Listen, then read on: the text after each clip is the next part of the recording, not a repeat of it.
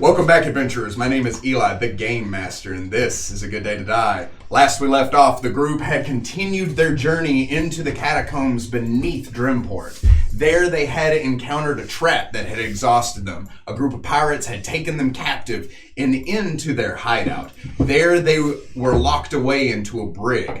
After trying to get some well-deserved sleep, the group started to have visions. It all started with the paladin, Damon. Damon had these visions of Arady and how the caterpillar had went from just a small bug-like wormy thing into a chrysalis. That same kind of vision carried over to Manzarek, who started to have visions of his past with his master Darum, the rat folk which he is searching for beneath Drimport. And then Dr. Tone began to have visions. Visions of a kind of hellscape wherein he was in a lab surrounded by atrocities, different types of alchemical mechanisms and Tesla coils and all kinds of crazy stuff.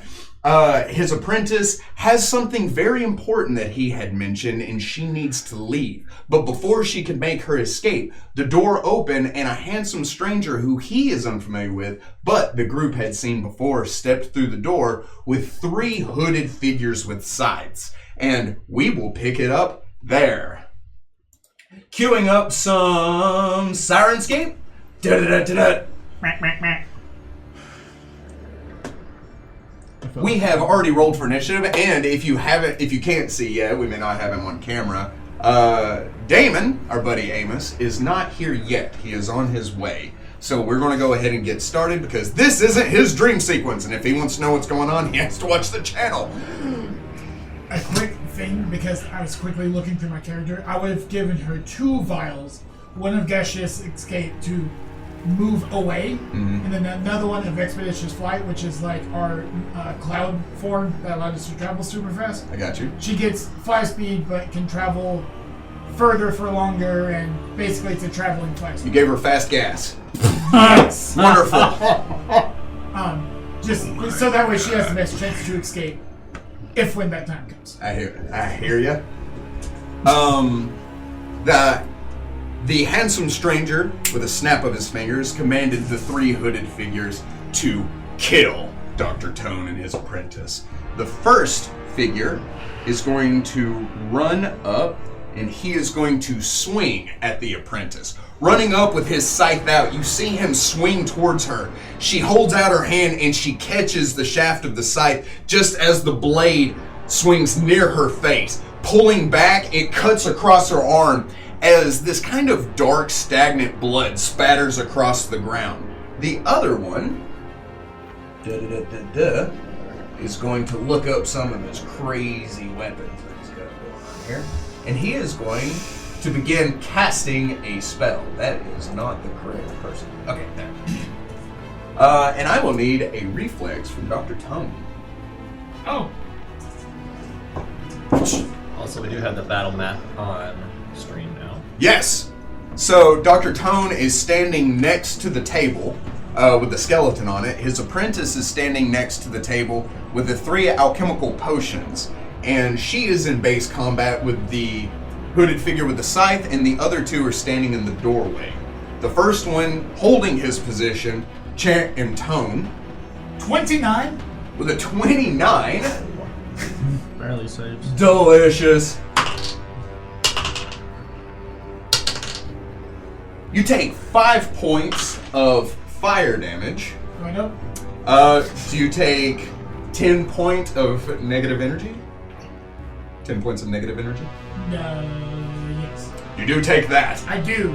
So a cylinder of fire appears around you and raises up to the roof. You see it burn across the stone ceiling, charring the stone around you. As the heat from the flame doesn't bother you, but that negative energy that is produced by it certainly does. He is going to take a free 5-foot step over towards the table with all of your equipment sitting there on.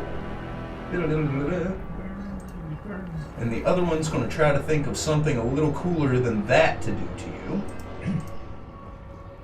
There's nothing cool. What's cooler than being cool? What is that? Fire call? It does work, Eli. I used to know the name of the spell. It was like one of the best offensive player spells. He chants, putting his hand on the blade of his scythe, rolling it down the edge. You see the scythe turn black, and this kind of necromantic miasma begins to roll off of it as he is going to 5, 10, 15, 20 run towards you, but not without provoking an attack of opportunity from your monk friend. As well as me.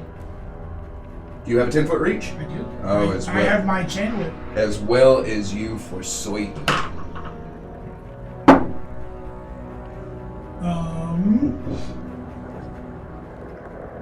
That is a 29. 29, you say? Yes, sir. A 29 will strike your opponent. Rules question. Yes. Is he considered flanked between me and her when I attack? No. Oh, if he's moving... No, because he doesn't provoke until he moves from here to here. Okay. Moving here doesn't provoke. Moving here provokes, and that moves him out of her melee range. Okay. Yeah.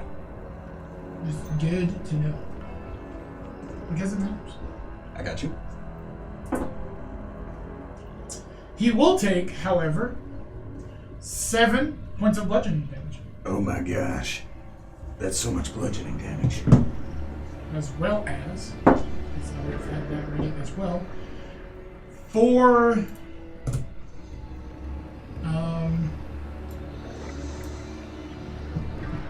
acid damage. Okay. And he, I have an effect where my fists are kind of like almost bleeding acid. Okay. So I imagine as you unfurl your chain whip that from your hand this green viscous liquid begins to roll down the length of your weapon. As he runs past her, she spins in place and she lands a punch between his shoulder blades, sending him stumbling forward as this jolt of electricity rolls down her arm and into him. You see him try to catch his breath as he stumbles towards you. When he does so, you just crack the whip, hitting up from his torso and across his face. He kind of stumbles back from that with this look of stunned fear is almost the word. But when he squares up to you in melee, he rolls his scythe and he swings it towards you. And he really needs to succeed this. By the way, he takes continual acid damage. Cool. So as you pop the whip across him, you hit him from torso to head. He holds up his scythe and your chain whip wraps around the shaft of his scythe. He goes to pull back to hit you, but as he goes to fall through with the attack, you jerk back, pulling the scythe from his hand and sending it sliding across the floor. Almost snapping it back and cracking it again. I was like, looking at the mysterious man, you need to find better help. He grins, right? And he says, "Why are these not your best work?" Nah, I've done better. There's still one more. There's still one more. Is there? Oh, yeah. No. All right. Let's just say flame call, attacks me, attacks her. Okay. Okay. I'm going to provoke from him. From her? From him. Fly to there. Goodness gracious. Do you not provoke from the other one? Sure. Okay. Come at me, bro. Well, he's not going to hit you. Because he doesn't have a scythe. But this other guy will. He's all kinds of scythe. Bring it. He's scythed up. I knew it was coming.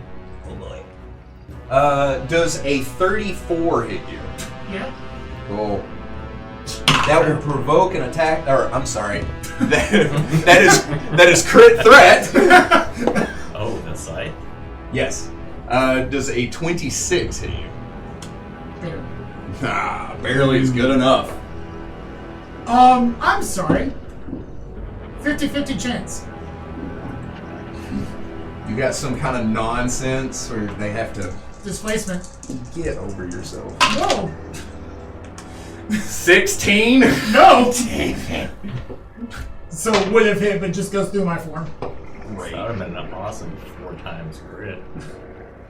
It's only a D4. But he still hits you, yeah? Plus whatever the matter. He just doesn't crit. No. No, you were completely displaced. Yeah, I have the spell displacement, so he completely misses the attack. Sucks. So he whirls the scythe around. He swings, and your apprentice sees the scythe blade hit across your neck and completely sever your head from your shoulders as it cuts through cleanly. He looks up kind of victorious as you step behind the image and swing around behind him. His eyes get wide as he turns to see you standing there. Oh, let me show you why I'm still in charge. Suddenly, my arms and legs will go feral like a wolf, almost. My muzzle will elongate as I activate my feral mutagen. This is all new to me, everyone. I have no idea what's happening. Oh boy. I now get 3 attacks. Mm-hmm. Well, I'm only going to get 1 because I moved and did all that. Right, but he is flanked. Only a 17. 17 will not strike your opponent. I rolled a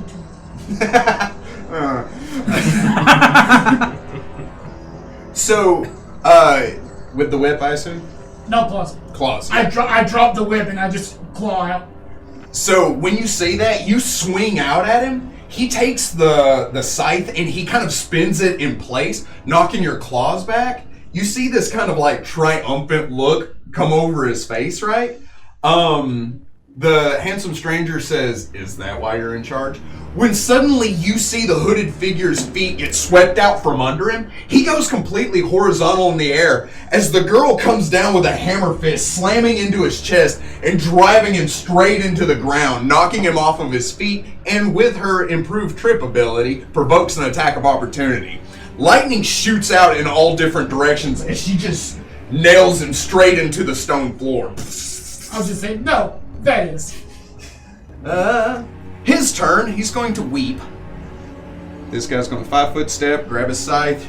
The handsome stranger doesn't do? No, he doesn't take it. He's just watching. Okay. He is going to pick up his scythe. He's going to reconsider his actions.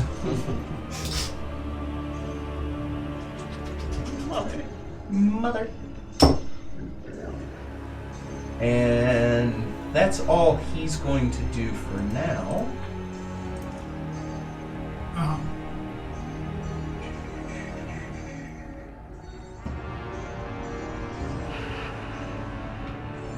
The one who had cast Flame Strike on you, That's what it's called. runs past the handsome stranger, gets within 10 feet of you, gets within 15 feet of you, I did drop my chain whip, if that makes you feel any better. gets within 10 feet of you, and I need a fortitude save. Is this the poison? No. Quickly looking at defeat step up. Okay. That's only. Yeah, he'd have to move for you to... I didn't know if it said specifically away from you or just as an immediate action you can make a 5-foot step. Fort, you say? Fort, I say. 22. 22? Yes. So you are not stunned. He pulls down the shroud covering his face, revealing his lips had long since receded back, almost decayed away from his yellowed teeth. When he does so, he gives this horrid shriek that blurs the air. It washes over you, dealing 1 point of damage. So there. You have halitosis. The one that picked up his scythe that took the acid damage, he takes 1 point of acid damage. And that will go on for the next 5 rounds. Sure.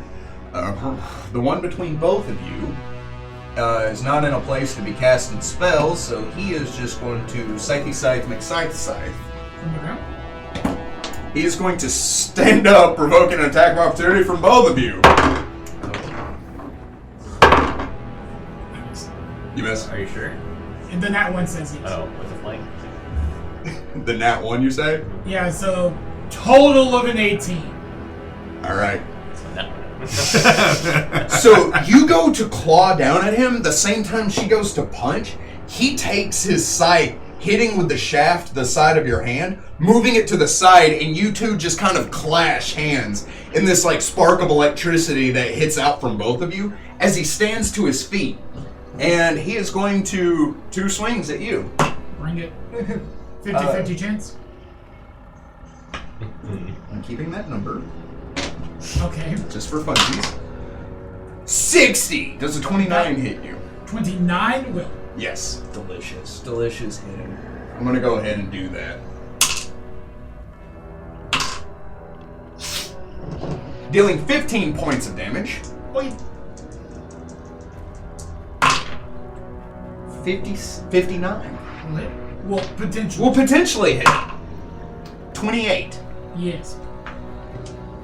Are you rolling high on that dice, or you just... You're just having fun. Dealing 16 points of damage. Owie. As he hits you across the head with the end of the shaft, and he comes down, laying the blade of the scythe across your shoulder and dragging it across your back, cutting you open as he pulls the blade back to it. Daka, you're up. So, at the start of my turn... Oh, that automatically does it my first. These wounds just start healing as like almost infernal fire just shoots through them and the wounds close naturally. Yes. I have fast healing 5. Of course you do. Why wouldn't you?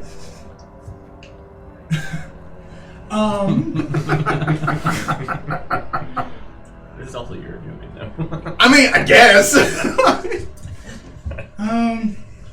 Look what you made him do. I just pulled out 3 Cenobites, and I'm like, this'll be fun.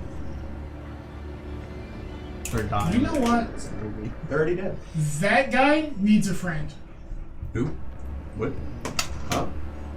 I pull out this vial of this clear liquid, and I say just that. I was like, you need a friend. I throw it behind him, and an ectoplasm creature in the ooze and ectoplasm just burst out and starts attacking. Does that provoke? Sure, if it does. Look it up while I describe this. You pull out a vial. You say, that gentleman needs a friend. You shake it, and everybody hears this kind of as you throw it. It hits the ground bursting. The handsome stranger looks down as the ground begins to...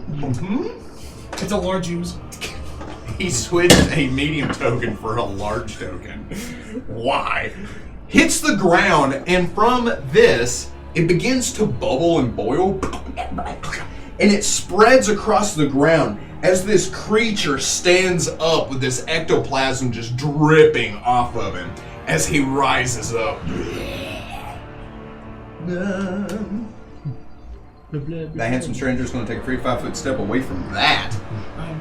That was a swift. That was an immediate. Well, all right then. He's ready to action. He's been holding his turn to move away from something. Okay? And I'm sure you still have a 10-foot reach, but... Does it provoke? It counts as me casting an extract, so yes, it would. 50-50? Hang on. Does a 23 hit you? Ties. 83. Okay. Here comes the pain train. Oh, Lord. Hoo-hoo.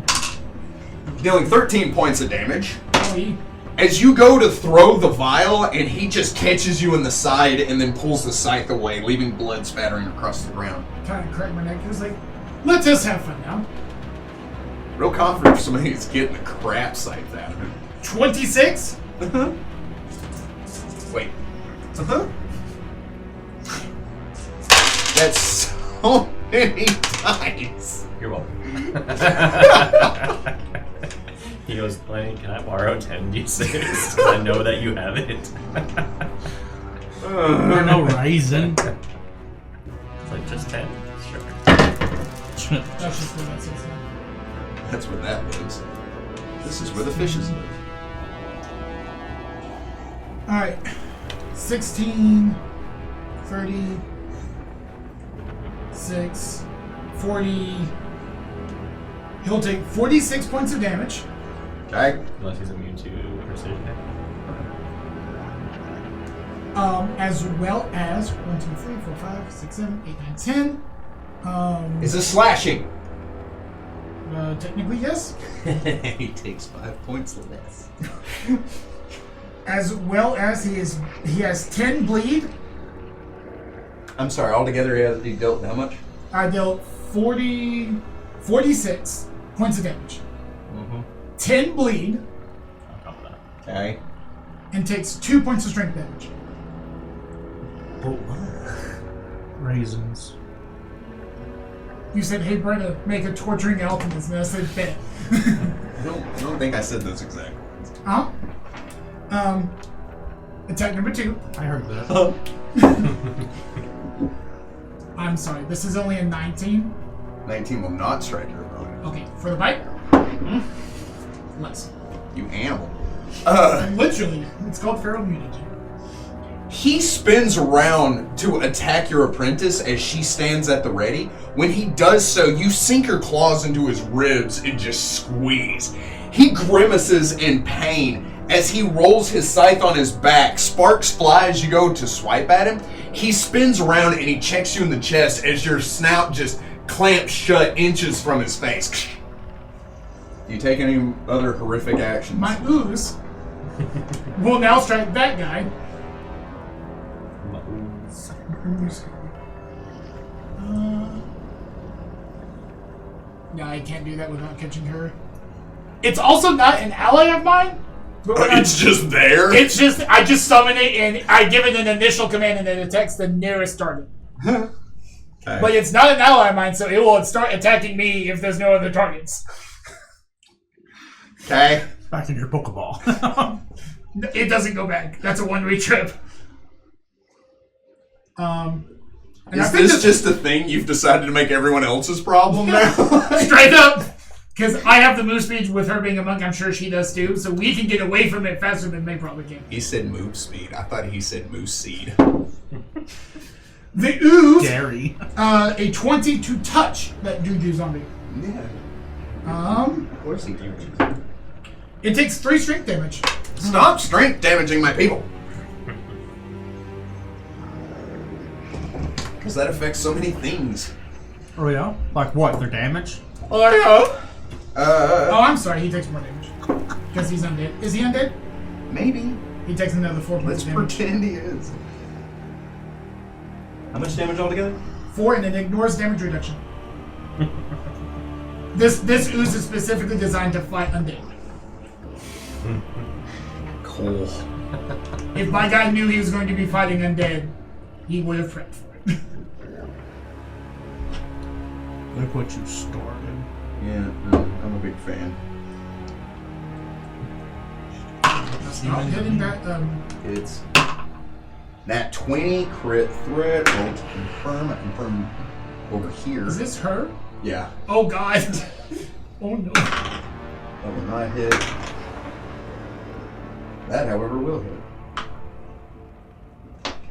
She does, in case you're curious, folks at home. 1d10 plus 7 plus 1d6 electricity damage.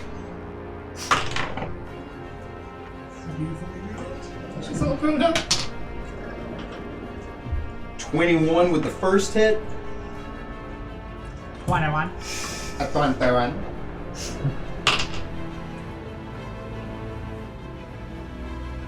30 points, 34 points with the second hit. And with that guy's dead. Ow! So long, farewell. As you cut into him and he's swinging his scythe, trying his best to keep you at bay, she rears back, slamming her fist into him. You see electricity roll through his body. He stumbles as he turns to face her. She comes up off the ground, kicking into the side of his head and slamming him into the stone floor so hard his feet come up and he rolls. Electricity. Anime style. Alright. The other two are not as super thrilled about what's happening. The other one's going to turn around and just engage in a melee with your anti-undead slime monstrosity. It also has a 50-50 miss chance because it is on the ethereal plane. It's halfway in between the two. Does this have ghost type? Does this have ethereal type? Get better sights. Okay. 57. Miss. Potentially a hit. No, 57, 2. Yeah. Okay, I see what you're saying. Is it above an 11? Oh, that's kinked. I can't in good faith. Yes, it is above an 11. I rolled a 17 twice. It was kinked on 17, so I re-rolled it. It was 17 again. It was meant to be. It was meant to die.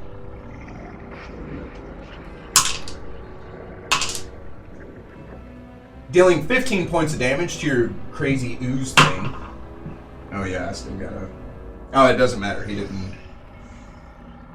What'd you say, 11? Is it above 11? Is his AC 11? His AC is 11. Oh. It's a giant blob. So. Okay, it just can't not hit it, man. With a 12, it won't hit it, though. Okay. It cuts into this thing's chest. It takes a step back, and it gives a very... sound. When he goes to swing at it again, you see it kind of shift and blur as the scythe digs into the stone floor with an echoing metallic chink, and sparks fly out, but he does not make contact with your horrendous monstrosity. That guy has things happening. Oh, yeah? He'll take 1 point of acid damage at the start of his turn. Oh, yeah. Tick. Tick. Tick. So I can also cause burn damage. Like I can do burn damage, acid, like continual acid hits. Can you make him go nut? He's all tuckered out. I don't remember. Max, it's a spell you may want to look into. Which spell? It is called They go Elemental to Touch. sleep? The blade of this creature's scythe is still glowing that dark, black, negative energy. But he will point at you as he chants and tones, and he begins to pull as if he's trying to abstract something from you, and I will need a fortitude save. Oh boy. 27. Hey. It is my best saving throw. So as he does so, you feel your chest begin to hurt. Your lungs feel like they're about to collapse as you feel him trying to draw the air out of your lungs. As he does so, you kind of close your mouth and you just kind of focus and you are staggered for one round as you are trying to catch your breath and resist him drawing the air from your lungs. Suffocation. Ew. No breathing. Your turn. Naka. What does staggered do? It staggers you. Thanks. I got you, dog. Oh, easy. Is that just a move or a... A staggered creature may take a single move action or standard action each round. Staggered creature can still take a free, swift, and immediate action. A creature with non-lethal damage exactly equal to its current hit points gains the staggered condition. Which is irrelevant. But it's there, and I told you. And now you know. A single action, you say? Mm-hmm. Whoop. I go invisible. Of course you do. Why wouldn't you? Specifically for the These things have DM's, blind fight? That'd be cool. for the DM's benefit, I have greater invisibility. Stop. So you know how Mal got real good if he was invisible? Mm-hmm. I rolled a 2. 58. Not quite. Yeah, that's kind of low. I'm still... you gotta pump those numbers up, my guy. Those rookie numbers. With plus 40? Delaney, do you remember from your Inquisitor days, Inquisitor, Investigator, were extractions a swift action or a standard? Or what? Extractions, your spells. They weren't swift. It might have been. I'll look it up. Very nice. I don't think it was one. So I had a special equipment that I used. Yeah. She just goes into a flurry against that guy. Oh, and misses every single one of them. She runs over the table, grabbing it and doing kind of like a Dukes of Hazzard slide across it, like the hood of a car. When she lands on the other side, she begins throwing punches. This creature spinning around and with expert deftness begins to knock away her punches with his scythe and holding his ground. It is now his turn. He's going to swing at your monstrosity yet again. Which one? The big one. Oh yeah, he's just... You got a lot of monstrosities going on here. So, considering your extract question, it is assumed that you make them while you are resting. It takes 1 minute to make one. They've all been made and prepared like a wizard spell. Yeah. But that's the thing I do at the beginning of the day. So otherwise, they're exactly the same as like A spell? a spell, You use spell? I assumed that, and or I as did like that. an alchemist. Yeah. Yeah, I did that as a standard action for rules benefits. Your creature takes 16 points of damage from the first hit. As he swings his scythe into it, it slams home. The creature looks down at it, grabbing it, and then you see it pull it through the side as it just kind of like shifts from this plane into the next one.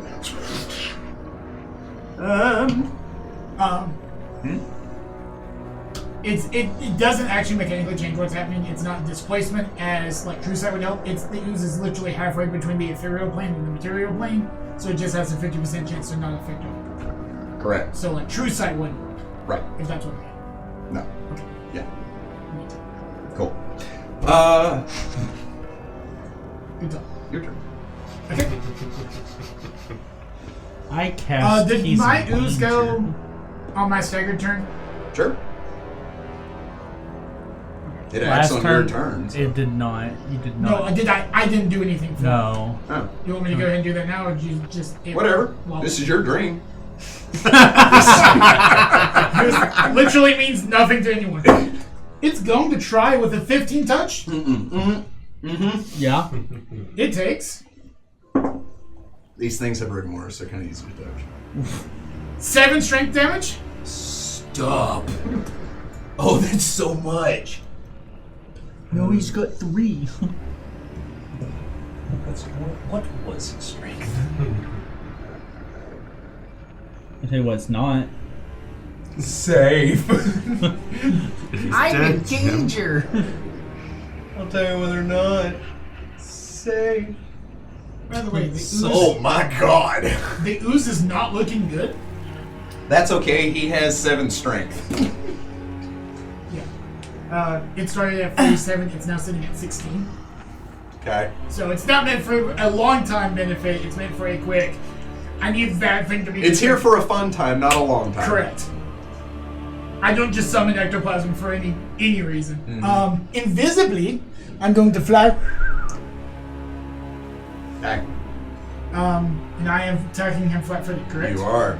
Well, you're attacking his flat foot. Correct. You'd said you were flying, so you wasn't flying. Okay.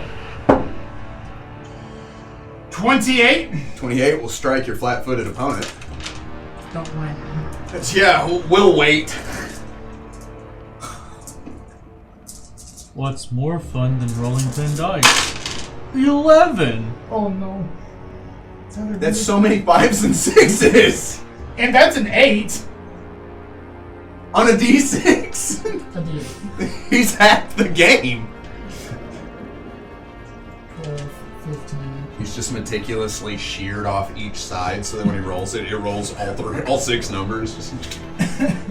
That's how you hack dice.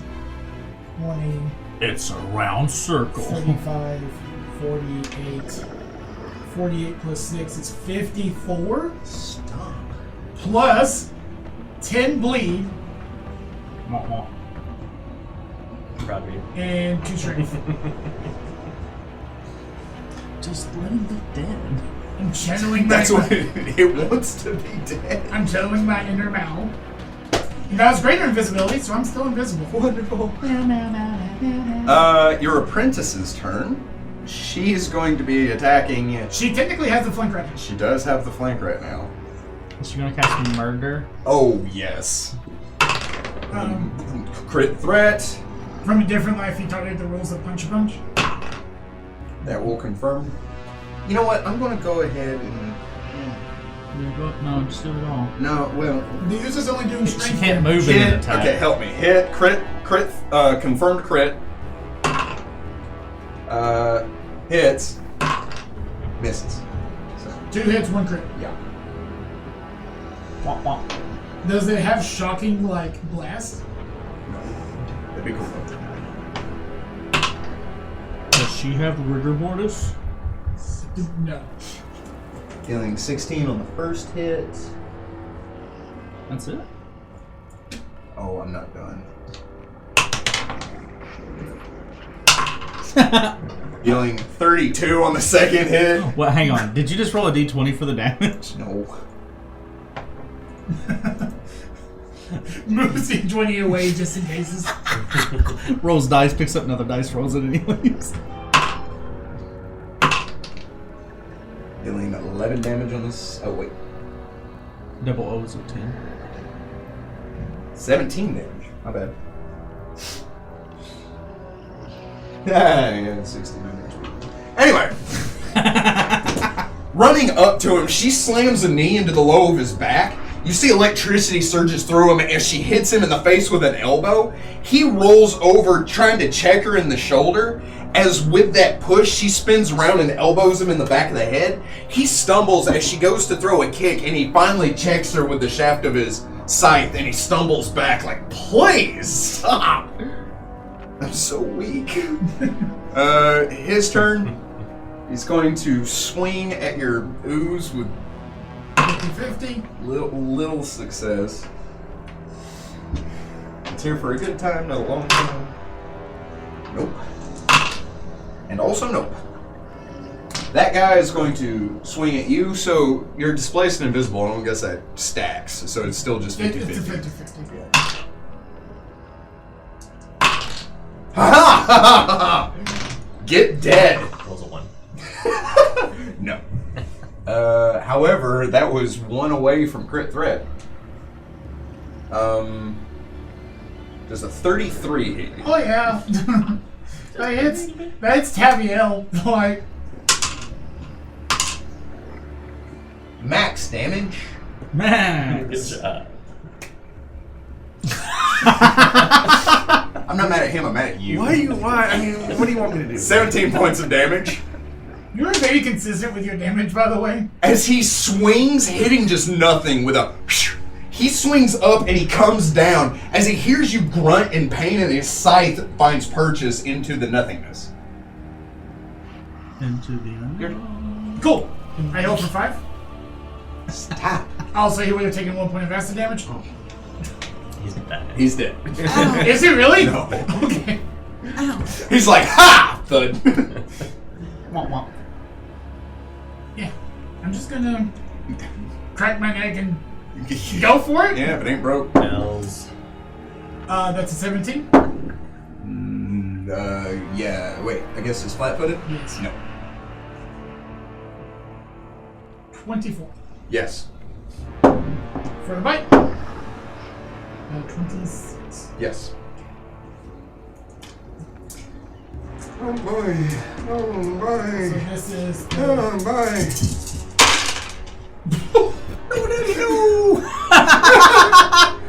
That's why Mal did so much damage. It's not your rolls, it's the dice. Those are different dice.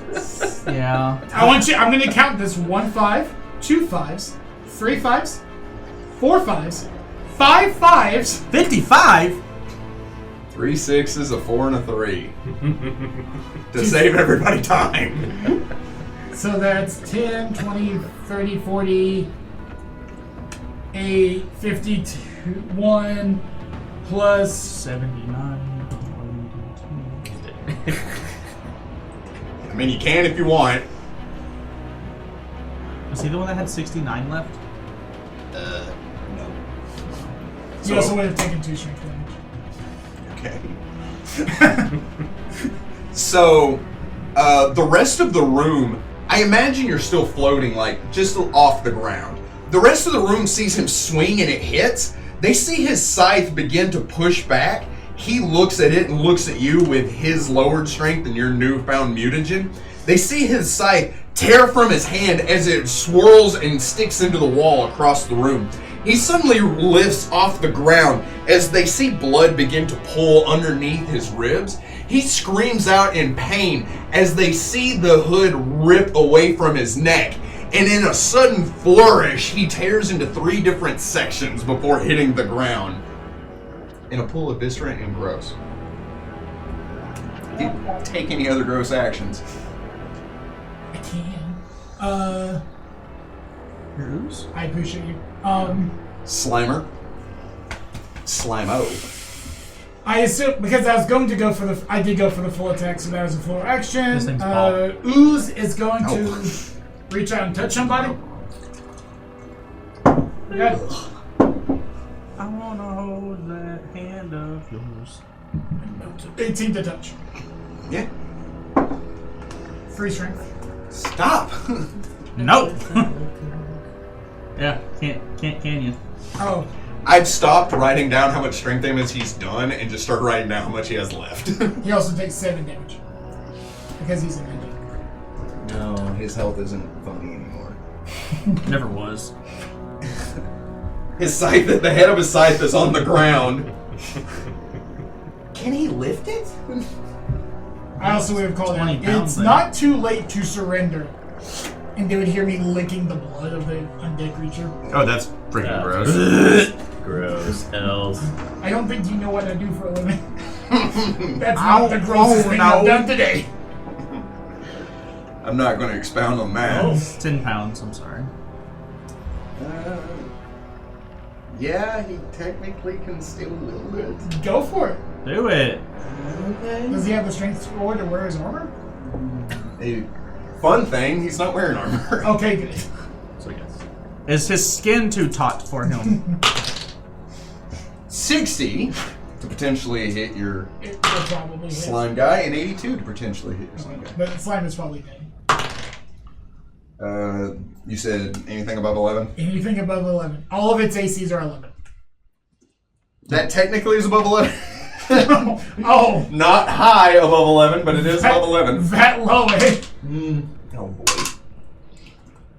I'll put this Do 1 again. point. 14 points of damage. It's still alive. Oh no, he's gonna hit it again. You've already rolled that one. Did I make it? You did. Yay. If you did not hit it, you've already rolled to hit it. 15 points of damage. Sure. I'll allow it. As you see it swing down and, swing across, up, and then down. Quad? Hang on. Quadrif? If it's bifurcating. Splitting it into 4? Yeah, bifurcating. Quadrificating. Sure, just Quaficating. quartering It it. quaficates it. Quarter? That's a quaficate. No. Somebody is watching this. Like, that's not the word! No. Quarter? Quarter. Sure. It was funny, and then it was sad. It made me sad. Also, Gee, sorry! No, not you, Delaney. What'd you do? You said somebody's watching this. Well, that's not the word. I'm like, nobody's watching this. No. And then I laughed, and then I cried. I'll watch it and laugh at my own joke. Because I'm a tool. At yourself? yeah. That guy right there, he told a funny joke. That's you. I know. Anyway. I do that all the time. Me? Yes. I don't think the monk went, did she? She did not. Oh, He went. Killed now it him. is her turn. Is she going No. to kill him? Yes. Maybe. Maybe that won't hit. Crit threat. And that will confirm. So 1 in a crit? Mm-hmm. Yeah? Yeah. Yes. Oh, yeah.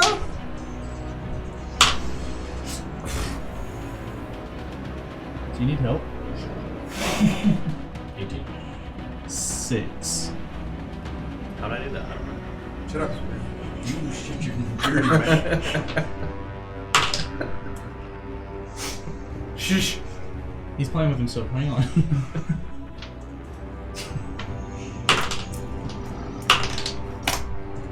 He's still alive! Shiny man. That's not good for him. Shiny. The fact that he lived through that. She hits home. You see electricity burst through him and it begins to kind of crackle and arc across the ground.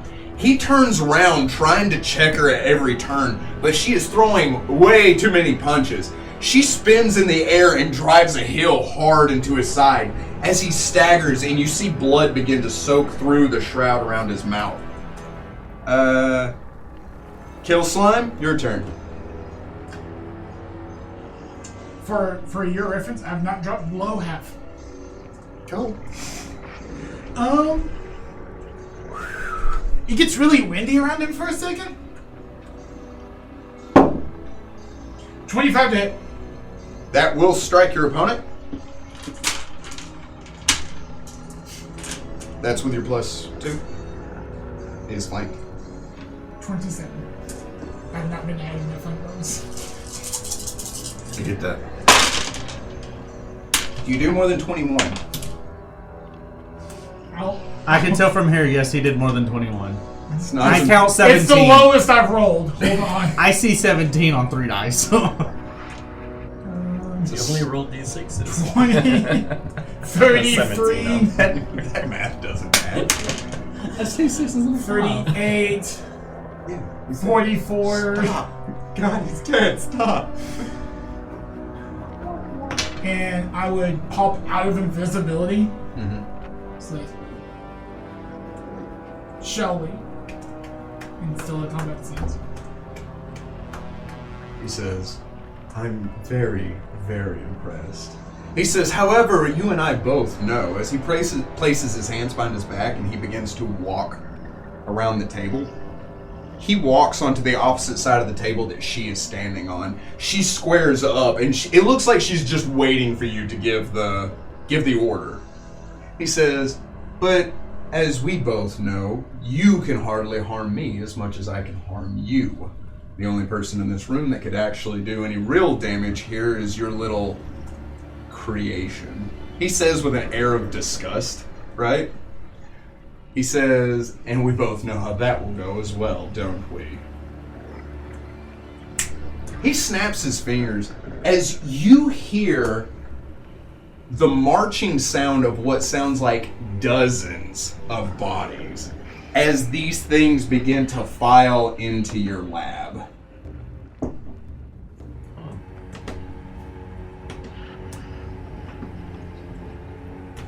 A small, almost like platoon of these things walk in, as well as a creature that has a gaunt face, completely void of hair. Its nose has been decayed and shriveled to the point that it's receded into its face, into this kind of corpse-like snout. Its teeth are exposed with its lips not pulled back from decay like the other creatures in this room, but almost like they've been surgically removed. Its eyes are sewn shut, and it wears this leather kind of cloak that drops around it. As it steps into the room, it reveals its hands, and instead of fingers, it has syringes that extend out from the second knuckle of every finger, and you see this kind of green liquid dripping from the needles. You hear this high clicking noise as it kind of teases with these things. It looks at you with this malicious kind of grin. And when I say look, regard may be more the word. As it eyelessly faces you and begins to chatter its teeth. As it steps to the side, from the open doorway, you see another creature completely fill the arch. It has long, kind of bone-like arms and legs, but they end on what looks more like blades. Its torso is horizontal to the ground, as its limbs, much too long in proportion to the rest of its body, arch up almost insect-like as it walks on the tips of these blades and makes a skittering, tinking noise across the stone as it steps in. You see its skin is pulled taut around its skeletal figure, giving it an emaciated look, and almost like it shouldn't be moving. It shouldn't be alive at all. But it moves with an otherworldly grace as it steps into the room to face you. As you are faced with these overwhelming odds, she looks back at them and she turns into that stance as if she is willing to go down fighting. I believe it is time for you to make your exit. Me and this man right here have a date that we've had for a long time. She looks at him, then back towards you. This is not a battle we can win. You have a mission. Complete it. Pulling the vials that you had previously handed her, she takes a step back. You see the handsome gentleman looking at you, turns and faces her as he smiles and he says, "Go on. If you think you can run, leave him. We'll get what we need from him eventually." She pops a vial, drinks it. He waits as she pops the second and drinks it as well, and turns into the gaseous form and retreats into the many vents you have installed into this place and disappears. As you are faced with these overwhelming odds, the handsome gentleman steps around you as they just kind of swarm you. In a flash of blood, blade, alchemical mixtures, in a fight that would last much longer than it should against these insurmountable odds, you find yourself on your knees, blood dropping to the ground around you, as the handsome gentleman steps in front of you. He leans down and he says, "And just like your little rebellion, the other Izatha that have been nothing but a thorn in my master's side, I have crushed you just as I have crushed them." Yes. But you fail to understand one thing. You don't get to a position I'm in without multiple escape routes. I would end my mutagen, which was increasing my constitution. And you know what happens when the barbarian's constitution goes from rage state to not rage state? It lowers. It lowers, so my health would drop below my death point, and I would just collapse to it. As you do so, right, he looks down at you as your blood begins to soak into the tile. He tilts his head in kind of confusion as the blood begins to seep into the creases of the stone floor, and it's only when it's highlighted by the crimson pool that he begins to notice the symbol beneath him. He looks around as your blood begins to spread out, surrounding him and all the creatures therein, as the symbol that you had carved in here and meticulously moved the tiles to create begins to activate. And this sigil flashes to life. His eyes get wide as he looks at this army of undead that has surrounded you, as they all scream out in pain as this holy light jettisons out and floods the entire laboratory. He screams in pain as these chains jet up from the ground and wrap around him. They begin to bind him in a mixture of black and gold. As it sinks him to the floor, he screams out, "There's a thought!" He says, "I will get you for this!" And with that, you awaken. It's not a gentle awaken either. It is a... Talk about that. That was the most restful sleep you've ever. And that's saying something. You've not had a 50-pound slug on your chest before, have you? And just like that... Have you? No! Hold on. Pause. Time out. Did you say a 50-pound slug? He sure did.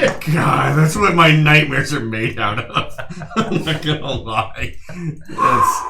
It's dense. It's not big. It's just dense. So, Eli, That's almost just as terrifying. That's so scary. is there a possibility that I'll need to use it?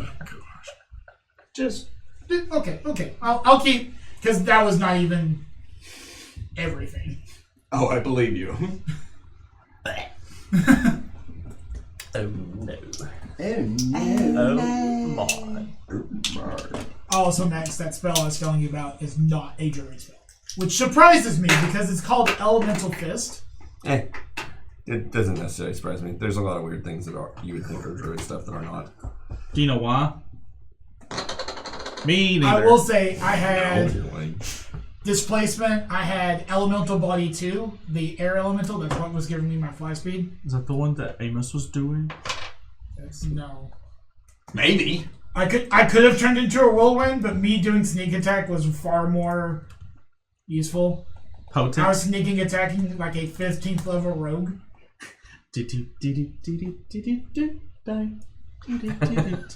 I ever need to play a rogue in Pathfinder, I will make that alchemist rogue again. Click the other button. No, the other one.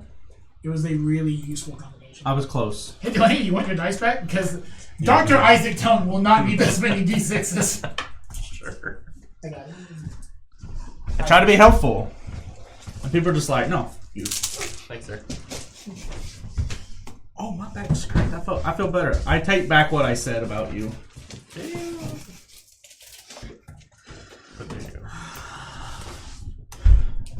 Max is over here doing homework the game, and he ain't even doing anything right now. It's funny as hell. I'm not going to lie, I spent a significant part of my planning period today looking at how to play this character so I could play him actually efficiently. That's why I started with it. Could I have actually done these few things? Yeah, so when you get to me, mine's not going to be that prepared. Just so you know. When you get to me, I cast murder. You complained about not having And then I had time. a whole week You had a whole week. of not having time to do it. Feel that? Everybody else's hands and not mine. But it's playable. You were like, you didn't give me time. You didn't give me time. But now You it's my didn't give me fault. Time, everywhere's time. Just grab it. I had fun. I appreciate you, Eli. Well, good. I enjoyed watching Wolfman try to beat up Edward. Try. Well, you clearly didn't kill Edward, so. I think I did. You were still sparkling in that room, let me tell you. Okay. I don't know what's happening. You do that. I was making a twat. You be right back. So, Perry. Not ready. Ready enough. You see that same black void, illuminated by a single column of light, and sprouting thereforth that same leaf. You see Wormy make his way up, and just like everyone else, begins to circle and create his chrysalis from which he is now encased in. You see the purple as it begins to undulate, and almost like a rhythmic heartbeat, like something at rest as you sleep. You feel that same comforting sensation wash over you, as if everything that is befallen you, everything that is weighing on you is lifted, and you are once again under the effects of restful sleep.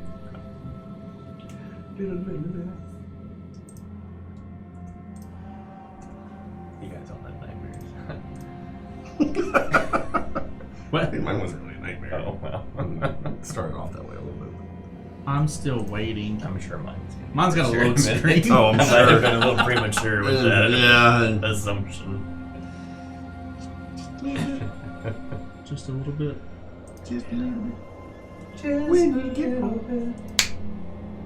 What is happening? I don't know, man. I'm looking at a page about giant frogs. Like American giant frogs. Not even in Pathfinder, just American giant frogs. That's not true. It is. It could have went either way. I mean, it could have. It would have made sense. What do I become? You do not have a dream or a past vision of your life as your companions have been having. You instead seem like you're being shown something that you were never there for. You see a small group of adventurers making their way into a cavern. This cavern is monstrous, reaching up probably about 80 feet at its highest point. And you see that the walls, for the most part, are natural, but very specific areas of it have been carved out, as if some group of people over time, like some kind of ancient, long-forgotten civilization, had turned this cavern into a place of importance.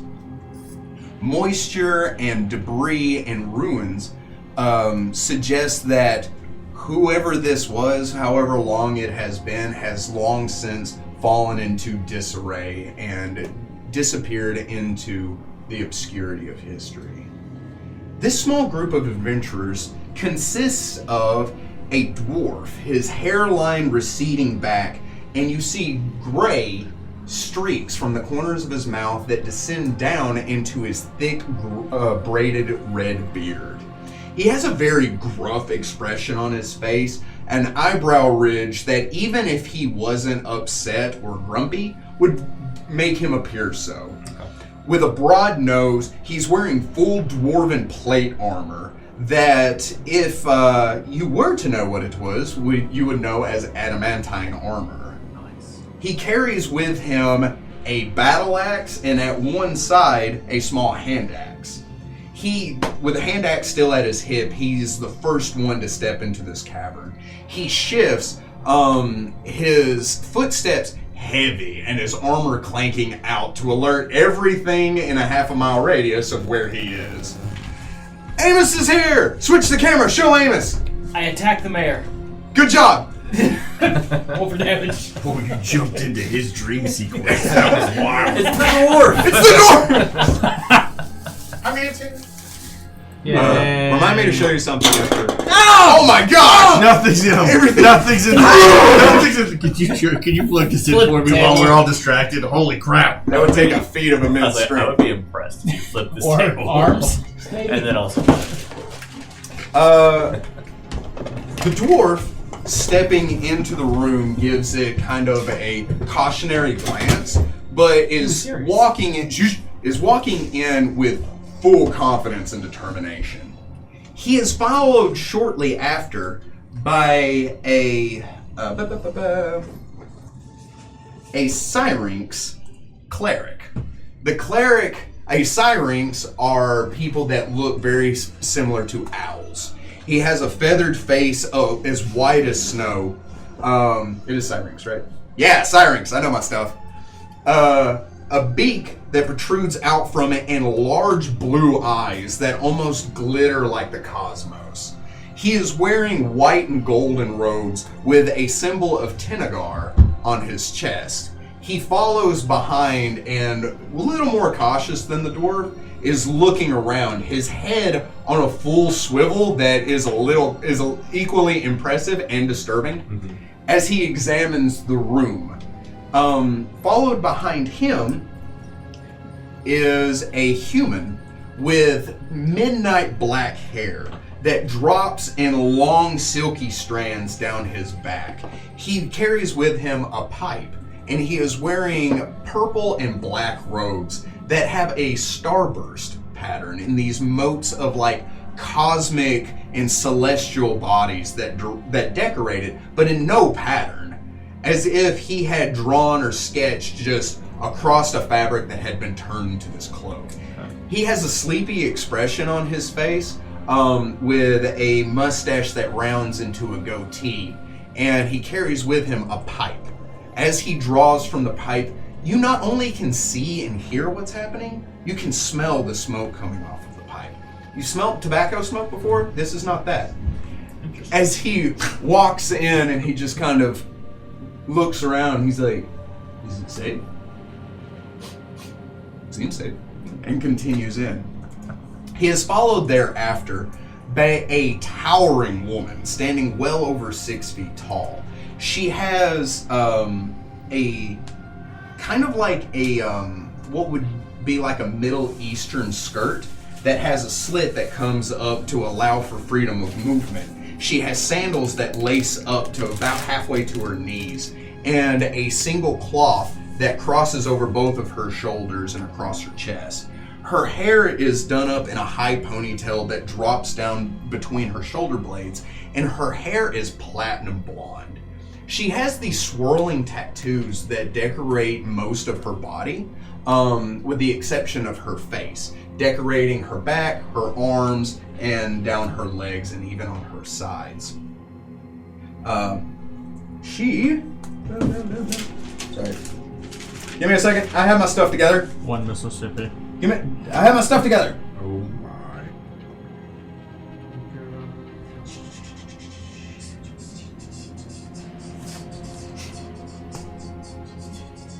Okay. She steps in, and what stands out most, aside from the tattoos, the platinum blonde hair, is her skin is a light shade of blue.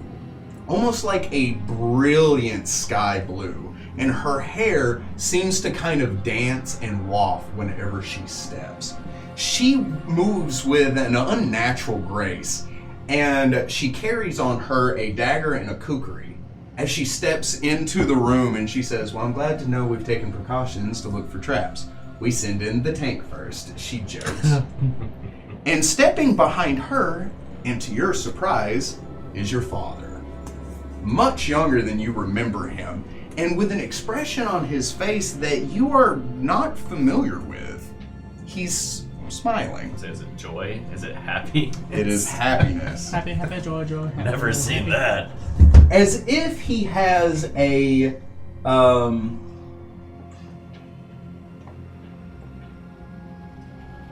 as if he is amused by her comment. And you see this kind of look on his face, almost like puppy love, as he follows shortly behind her. He still has the wizard robes, and he carries with him his spell book, but it's not as extravagant as you remember.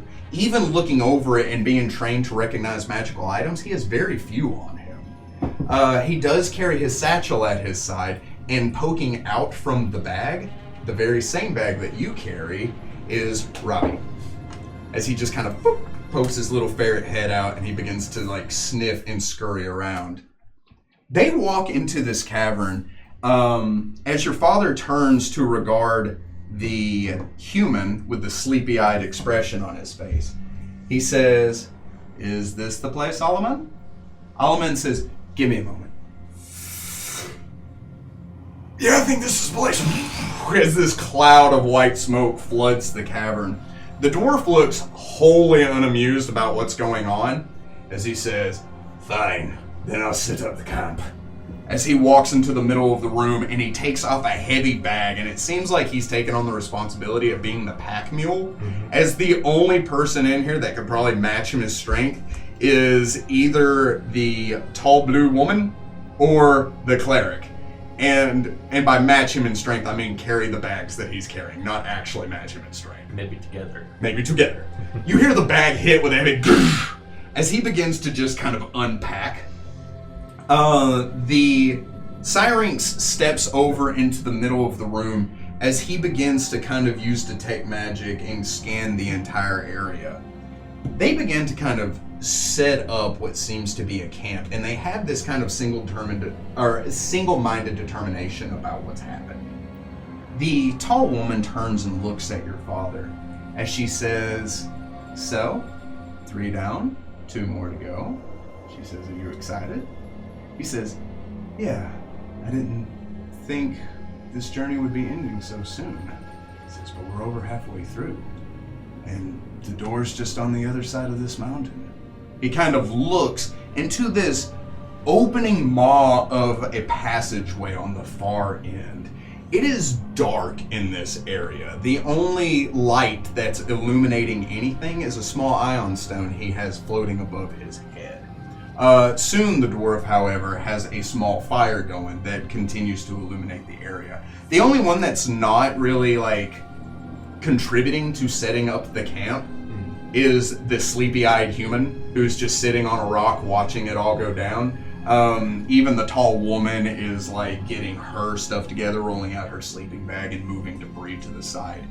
As she lifts and moves stone, you realize she's probably much stronger than she looks. even with her towering size, when she lifts up a stone and just kind of with little effort tosses it to the side. Your father watches her do so as he...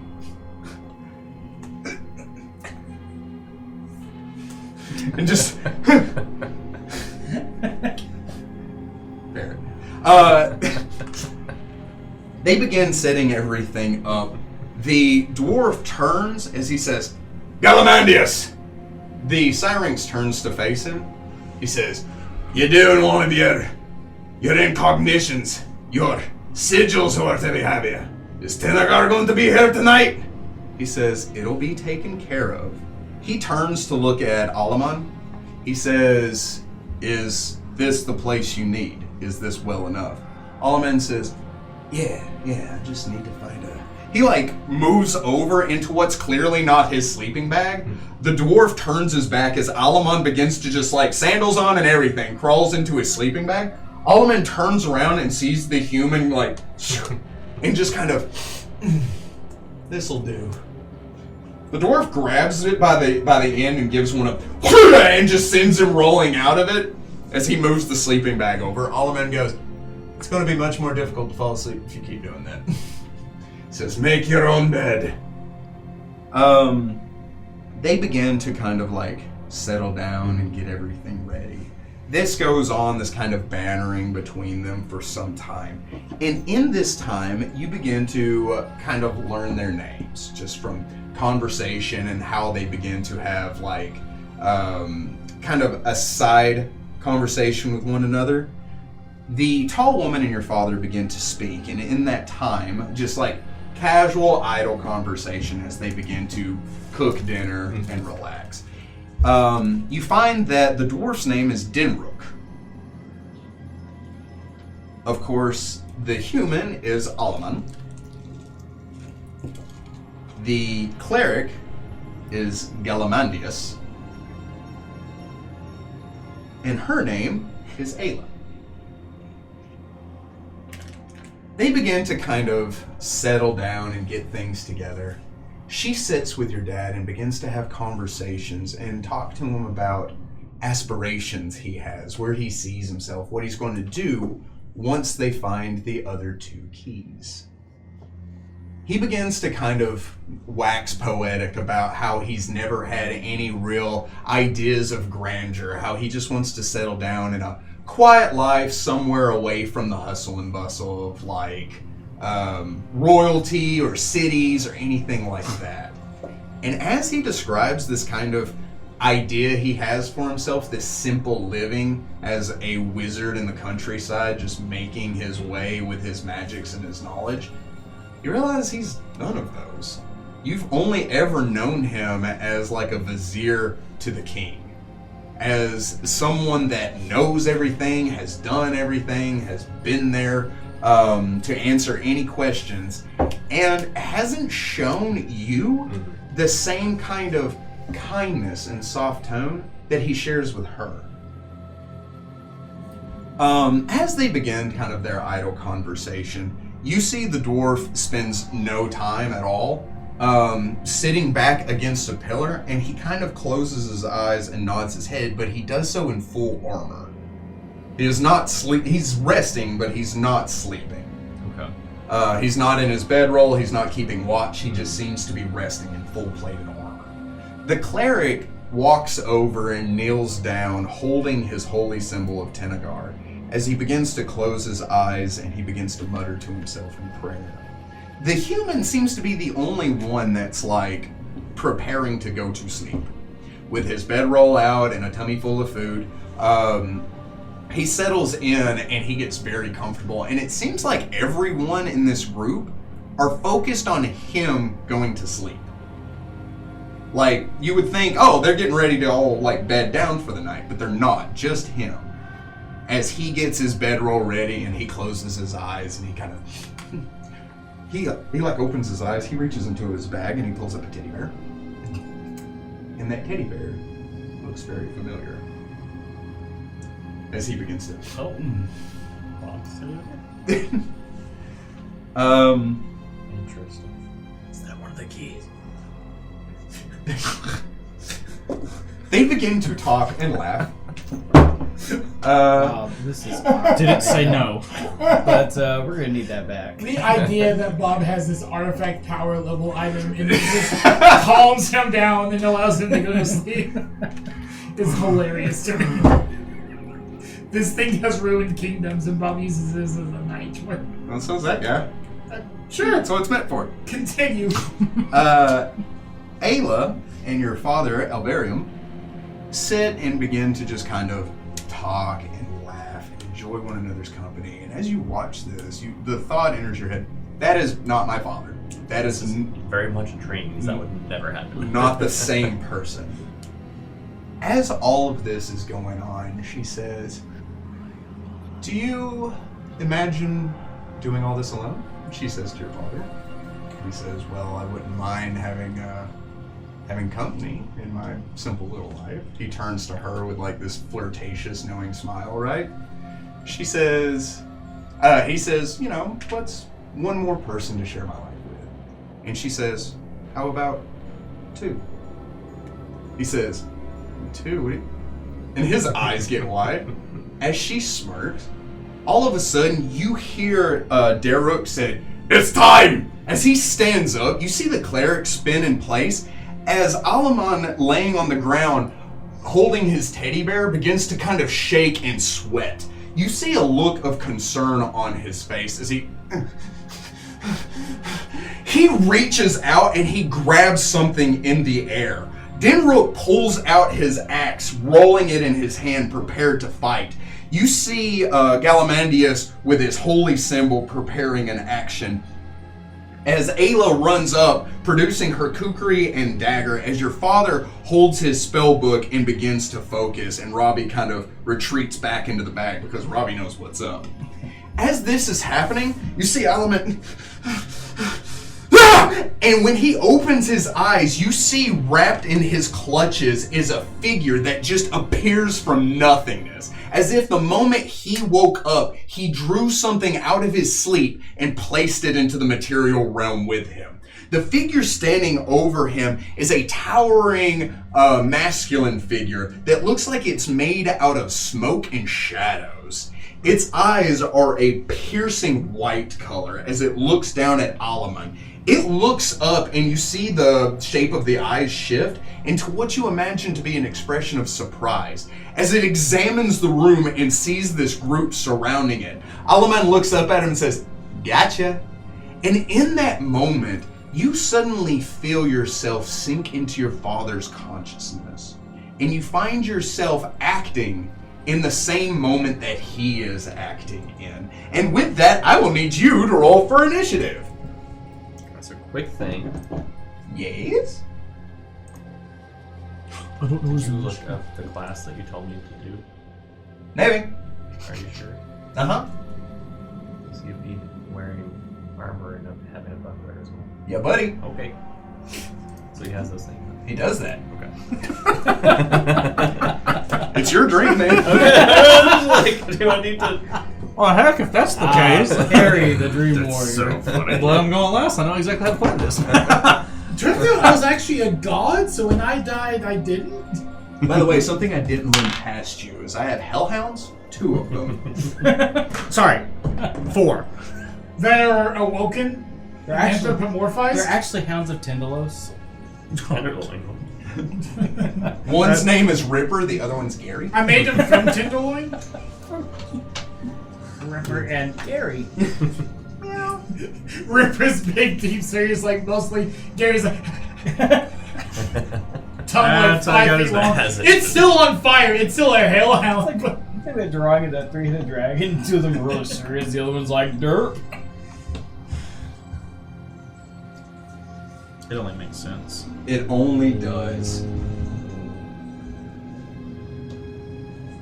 So if Perry's mom is an owl person and his dad is a human, What? and he's a fox person. Nope, let him where's- cook. Let him cook. Okay. The male owl Galamandius is your mother. That tracks. I'm expecting. Oh no. As a matter of fact, here it is, an egg. You have to set from up. inside. How would you like your baby cooked? Scrambled or easy? I love what is happening. This joke is excellent. Preferably sunny side up. I mean, I'll take it. Holy cow. It looks like it's pre-scrambled. This is stupid. It's always the same. Oh man. Which part? Yep. At its core. Nothing has changed but distance. Alvarium. Oh, but then I see you didn't take the improved initiative feat. I did not. You also got an 11? I hope I get an 11. I saw.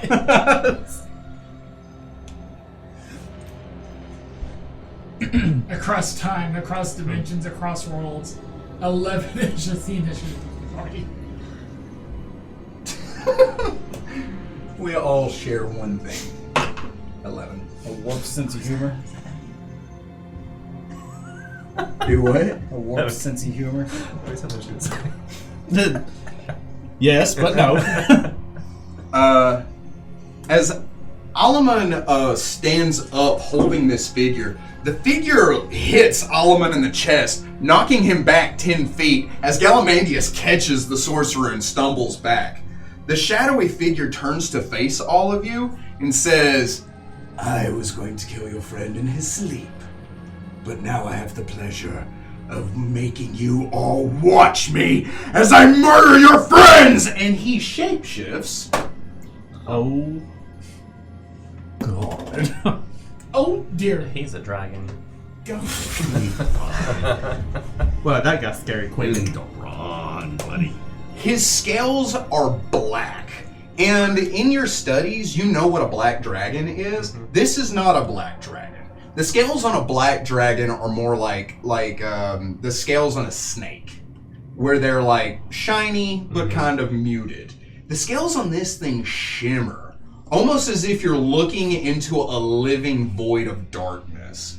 It has frills, not spikes, that run down the length of its neck, down its back, and off of its tail, which plume out on the end, almost like fins. And in between those frills are a red webbing that come out in contrast against its otherworldly black scales. Can I do a knowledge plans? You may! I also think it's interesting that you know it's planes. And not arcana like most dragons. Well, You did specifically say the phrase, unlike most dragons. I know of no greater hints to give someone. 33. With a 33, you know not only what it is, you know exactly how old it is. Oh, nice. This is an ancient, esoteric nightmare dragon. How many adjectives does one? You need to friggin' run, even if it is a dream. Like, just haul it. Borderlands enemy. So my favorite thing I was reading, and it was like most spells are like pronoun, adjective, noun, and so it's like Valkyrius's destructive fireball, and it's like so it only makes sense that Mike's hard lemonade is like is an alchemical creation. Or bowl of mac and cheese. I can make this a reality. You tap it and it just like turns into a club. Have you seen what that does to racist people? That's exactly. He's like, I cast Mike's hard lemonade. Turns him into a rag Does doll. 1d6 bludgeoning damage, but versus a racist it does 2d10. With a crit, it removes 1d4 teeth. Oof. Anyhooters, Oh, that's awesome. this is an ancient esoteric nightmare dragon. Deal. These things dwell in the plane of dreams. They share the plane of dreams with dream dragons, who are typically more noble or heroic, where the nightmare dragons are the exact opposite of that. They are cruel and vicious creatures, looking for people that are roaming the dream planes that have no business being there. They not only feed on people that are dreaming when they induce nightmares, but if they find a living creature that has found their way into the planes of dreams, they can absorb their power and energy. These creatures are often found teamed up with nightmare hags to hunt down any creatures within the plane of dreams. With a 30 what again? 30. You're broken. You may ask 2 questions about an ancient nightmare dragon. Wow. That's all made no. What's his mailing address? I gave you an ally. I gave him an adventuring group. I hear you. Doesn't make it any less scary. Any special defenses? Oh, where do I start? At the top. They have damage reduction, however, asking what their damage reduction is and what becomes their damage reduction is a separate question. They are immune to mind-affecting effects, paralysis, and sleep. They also have spell resistance. Knowing how powerful their spell resistance is a separate question. How powerful is this spell resistance? That's what you want to ask it. A very, very important thing for a spellcaster to know. If I had to put a number to it, it'd be 26. That's it. Too bad, depending on the No, that's spellcaster. true. But Just say you're level 20. It's a dream. So, as this thing appears, the cleric with his Galamandius, with his held action, casts a spell, and you are all immediately immune to its fear effect. Ayla, with her held action, is going to completely disappear.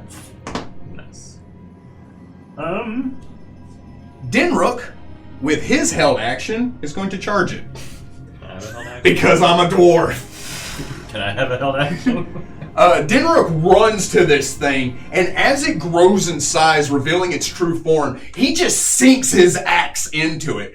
As he does so, you see this purple glistening ichor just expel from the wound as he sinks his axe into it, and it roars out in pain. Alaman.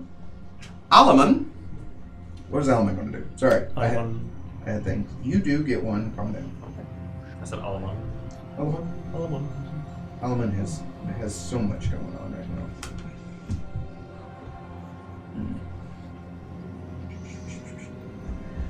Alaman chants and tones. He points his hand into the center of the dragon, and you see these black rubbery tentacles jet up out of the ground and begin to constrict the creature around its arms and legs as he tries to anchor it to the ground. You have a held action. Because this thing is very much surprised. Yeah. So I was looking for our sheets of how to roll spell resistance. D20 plus caster level to beat its spell resistance. Unless you have feats that overcome spell resistance that give you bonuses to it, it's just a D20 plus caster. That's it. 10 votes. Yeah, that's it, my guy. That's it. You're level 20, so it doesn't matter. Right. It's a dream. Dream.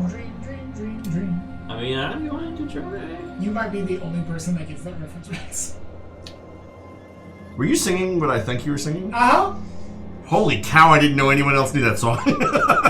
Shark Girl and Lava Boy. Oh, that's not and Lava Girl. that's not the song that I was thinking of then. Shark Lava and Girl Boy. Coming to theaters 2025. Oh my gosh. Real things we wish. It's a successor to Sharknado. Oh. Oh no. Okay. No. I'm gonna try to pass through a ranged touch attack on her. Yes, With I am spell for the resistance. record. Of.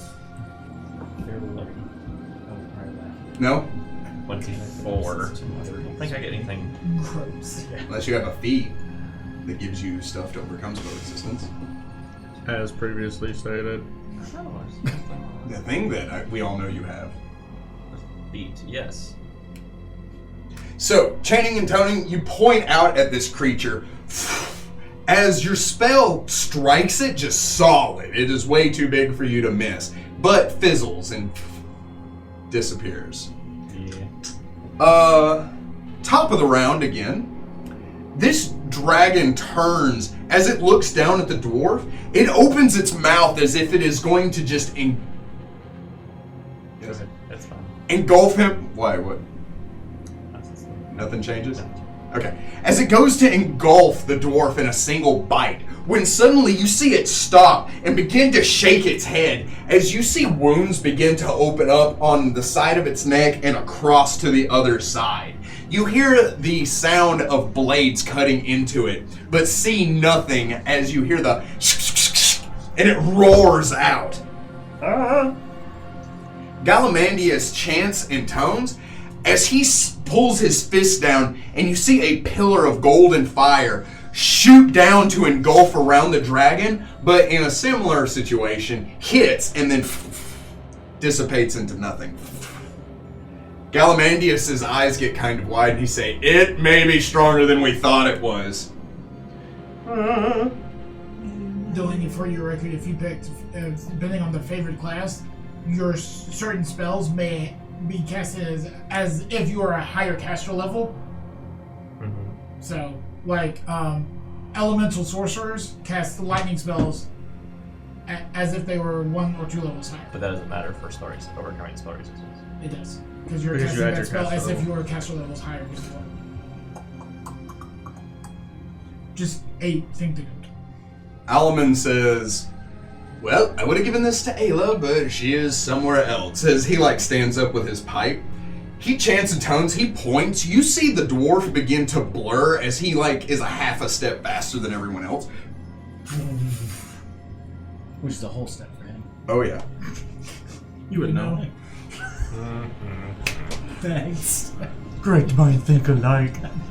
Oh god. The dragon The dragon is going to turn in place. You see the black tentacles are struggling to hold him as he just turns, ripping through them. As he faces Alaman, his chest swells up, and you see this green glow begin to appear in his throat. As he opens his mouth, and this hideous caustic fume just rolls out and completely engulfs the sorcerer and cleric. You see them both recoil in pain as you see their flesh begin to kind of dissipate from their bone and blood begins to hit the ground, dealing way more damage than you'd be comfortable with. What kind? Is it elemental damage? It is. It's acidic. Okay. The dragon, with a heavy beat of its wings, begins to fly into the air as he leaves the dwarf's area. The dwarf swings again and, to no surprise, makes contact again, cutting into the creature as he takes to the wing and rises 50 feet into the air. Wait, can he move 50 feet? Yeah! Yes. Because straight up is half, yeah? Oh yeah, he's He good. Oh no. Such good. Oh no. Oh no. Top of the round, as he raises into the air, you feel that you see that same kind of cuts begin to appear across his face. Top of the round. Yeah. So that. Oh, your turn. Okay. My bad. I was like, hold up now. Hold up. Wait a minute. Hold on. Wait a minute. I'm going to give all of us resist energy for acid. Hey, that's cheating. It'll reduce everyone by 10 acid resistance. It washes over everyone. Put that down. Okay, and then I'm gonna move up by that pillar. Yeah. Yeah, and I have my buckler out that I've had the whole time. Cool. Yeah. With buckler and armor, you run to the side, sliding up to the stone pillar as you take as much partial cover as you can. Waiting in place, you see cuts begin to appear on the dragon's face as it shakes its head, and you see its attention is now turned to whatever keeps cutting I it. can see her. You see her, as she cuts it across the face, She hits and she kind of begins to move around it, trying to keep it guessing where she is, but you feel like it's not 100% working. Yes, because I definitely had knowledge that I'd be with invisible companions, and it'd be my crush, so I did not cast permanency on See Invisible on myself. I feel you. I actually did prior to it. I feel you.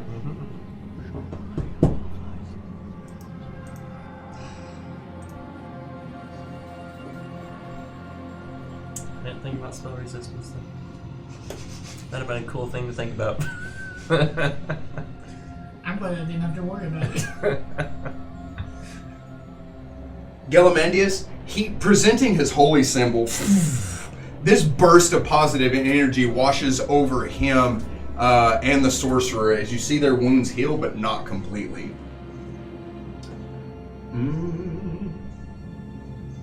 Alaman is going to do a thing. He's going to do a thingy thing. A thingy thing? Oh, you got it. Ooh, Something much more. You made his private sanctum and just hide. He makes a magical yurt. It's a tent. Thanks. He runs over to Dinrook. As he slaps Dinrook between the shoulders, Dinrook goes as he comes off the ground. He says, "Get him!" As he kind of like hoists him like a balloon.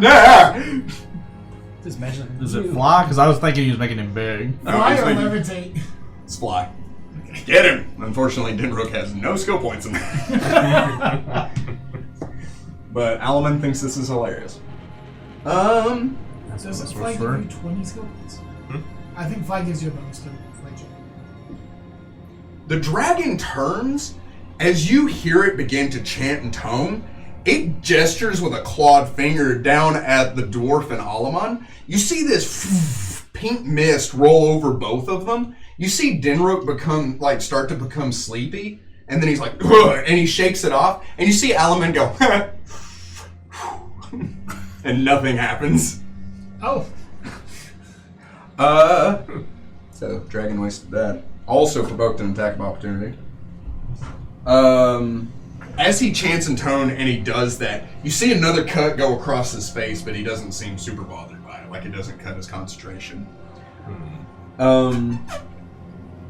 Alvarin. Try again. You may. There is a 20% chance this has opportunities. Nothing. No, it's real high at 26. 26 meets.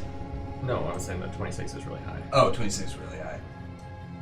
Chanting and toning, you point at the dragon when it fizzles out. Alaman turns and he looks at you and he says, "Try hitting him." Yeah. Why don't you try hitting him? I'm here to buff and not be put to sleep. Permanently. Dinrook starts to kind of like, as he starts like trying to run in the air as he like begins to ascend, but he doesn't quite get there, even in two movements.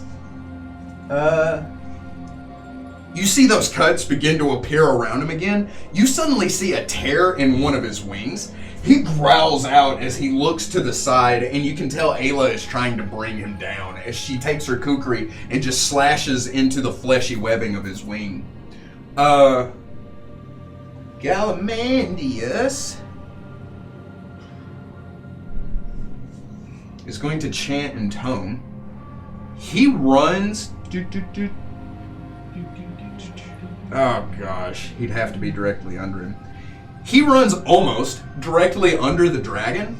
As he presents his holy symbol and extends his hand up, you see these golden chains shoot from the ground as they wrap around the dragon's wings, and he pulls down as you see the dragon is just suddenly drugged to the ground and slams hard, cracking the stone platform that he once stood on. That's just spell resistance. Oh yeah. Yeah, they're all higher level than that. Oh. Yeah, I'm your the dad. baby. Your dad's the baby of the group. Okay. Because this is the end of their adventure, and you are not high enough level for an end of adventure. Told you level 20. Apparently. That makes more sense. The dragon grunts and is not very happy with what just happened. As he takes his tail and he strikes Galamandius with what is called an awesome blow. And he knocks him 20 feet back. Galamandius brings the dragon to the ground, and with a hit of his tail, he's just and just shoots by, rolling across the ground. Alamon Wait, does he have to touch him? He may have to touch him. Can touch somebody. I touched the butt. Bless you. Oh gosh, I hate it. Bless you. I watched the wind up to that sneeze. I felt the wind up to that sneeze. Nope. He points, and you see the clumsy floating Denrook is now a big boy. As he's just like, and the dragon goes past him, and then he's like, doubles in size and octuples in weight.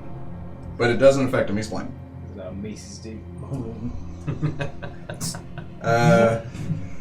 You had already went? Yeah. Okay. Ayla drops down as she sinks the dagger into the throat of this thing. Galamandius stands up from the hit as he coughs. Blood hits the ground as he chants in tones and begins to heal himself. Alaman focuses and he extends his hand out, and you see reality begin to blur and warp around the dragon as he just kind of focuses and begins to clasp his hand. And you have no idea what he's doing. No. Nope. Even because your dad would not. Your dad has never seen this before, and it is unique to this adventure path. It's a made-up spell. It is a made-up spell. All spells are made up. And the points don't matter. But they do. You gotta win. We gotta win Pathfinder. I feel like I did my part. Because that's a sentence. Yes, it is. Some people believe it too. But it was a sentence. The dragon stands up, the chains pulling hard against him, as he snaps into the air, swings his claws, turns around, swings his tail, and his wings flare out. As you see Ayla just dancing and trying to dodge, and he cannot hit her. And you think it's a mixture of, one, he can't see her, which is odd for a dragon of his age. And two, the chains are restricting him, and so he's just having a hard time getting it. As Alaman extends his hand out and the dragon begins to blur and shift, he says, "Now try to hit him," he says to you. Okay. Like, physically?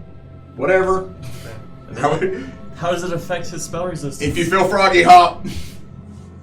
I was just gonna buff some folks. That is also a thing you can do. When you do No, I feel like Hit him as hard as you can. I don't have any damage. That's okay then. Probably buff somebody. Yeah. Because you probably didn't read all the things about the class. You No, know. he's great. Yeah. Yeah. Yeah. No. I feel like I'm being blamed. How dare I had you so not many know calls about for that. Delaney's dad's character that Delaney built like an hour ago? I didn't hear a denial.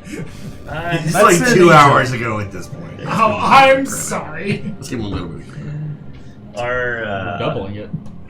Ayla and Denrook close to each other? Adjacent to each other? Yes, because he is big boy. And they're flying?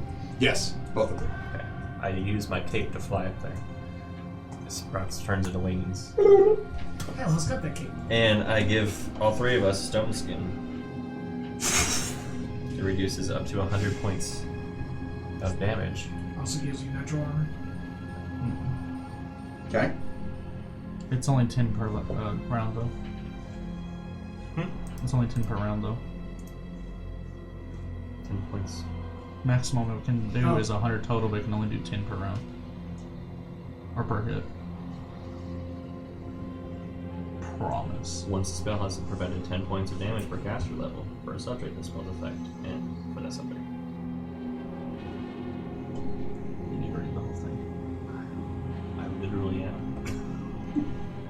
Which one? I don't know who to root for. So I have bark skin and iron skin on this guy, not stone skin. Unless you pull up the original stone skin, in which he's for. Usually have the R10 adamantine. Holy crap! Neat. You're right. I know I'm right. I have looked at that spell a lot. I don't like how the communal ones don't give you the full spell. It's as if this, go and look up that. Yep. I hate it.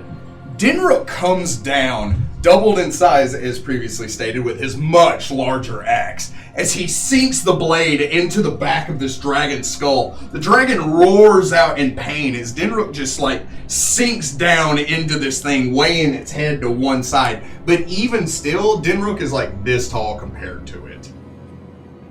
Even though he's such a big boy. Ayla runs down one side of it as she gets between you and it, and she drags her kukri across its head, and she is standing directly between you and it, effectively giving you cover to any kind of area spells that it may cast. For a reason. For a reason. Galamandius,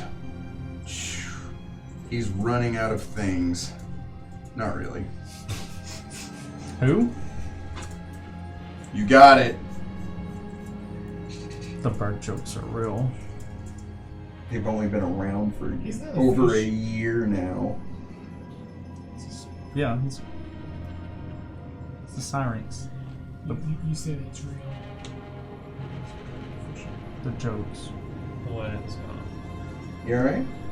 That's how it feels to be around you. That's what it's like. Galamandius presenting his holy symbol. You see these golden blades appear in the air as they shoot down, striking into the dragon and then disappearing, dealing no damage to it. Oh no. Alamon continuing his concentration, the dragon beginning to blur. He continues to just hold that without doing anything else. The dragon turns around and with a flourish of his wings, he breaks the chains that are holding him down. You see Galamandius kind of like shake his head as if his like passive concentration is no longer doing a thing. The dragon is then going to cast Greater Dispel around everyone around him. What school is that from? Greater Dispel, you ask? Transmutation. I don't think so. Abjuration. So I'm going to 8? attempt to counterspell that. It's out. You may. I don't remember how that works. I think you have to have it prepared. I don't. As long as it's from the same school. Doesn't matter. Okay. Because Well- of my class. Then I can't help you. Well, it's still the counterspell would still. Yes, but I can't help you if it doesn't follow the same What's the rules. question? Do you have the feat counter spell? Disrupt spellcasting with a touch. As a melee touch attack, you can place a disruptive field around the target. While the field is in place, the target make a concentration check to cast any spell, the spell-like ability, in addition to any other required concentration checks. The DC of this is 15 plus twice the level the spell's level. I don't think that works.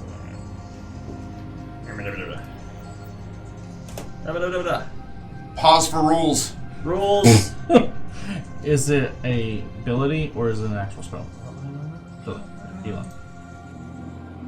It's an actual spell. Make sure. Well, there's also an ability within the School of Abjuration called Disruption. Yep. That's it.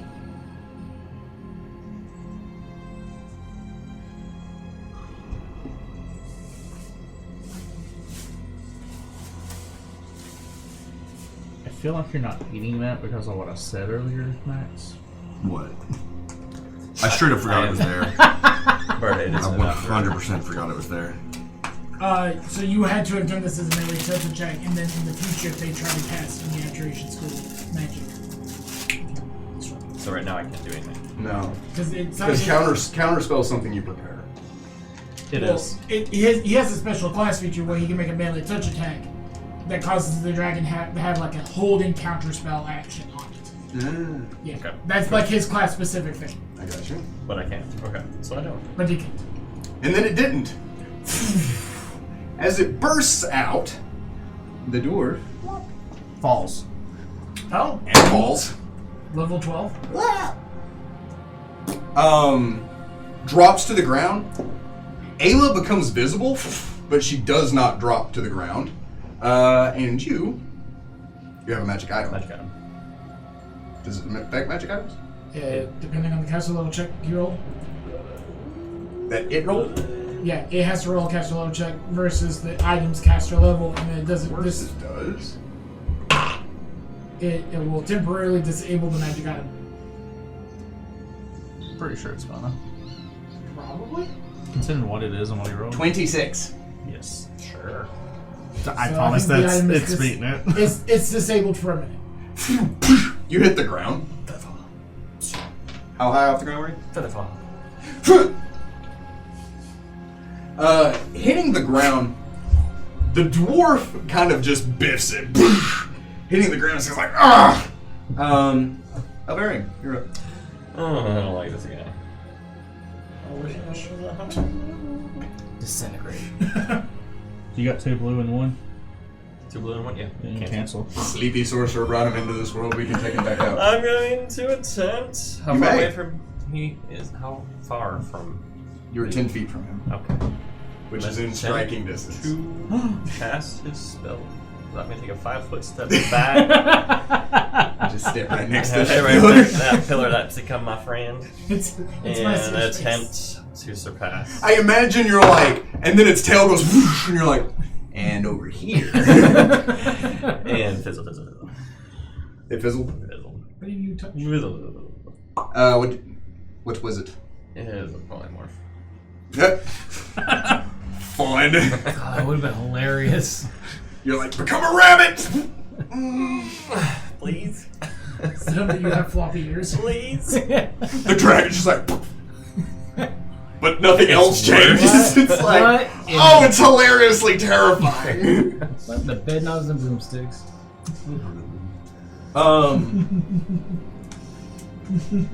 Dinrook runs up to the dragon. He takes his axe, hoisting it over his head. He throws it with both hands. The axe flies through the air. It slams into the dragon. The dragon roars as it disappears and reappears in Dinrook's hands. Nice.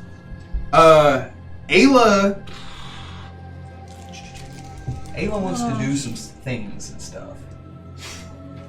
It's impossible to rogue things. Maybe. You don't know. Shut up. I feel like the sneak attack multiple cuts across the head and the wing. Or he's showing you the video.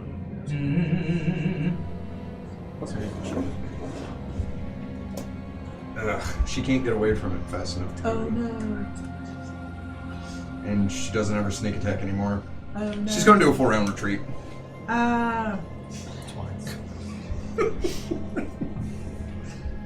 Da-da-da-da-da.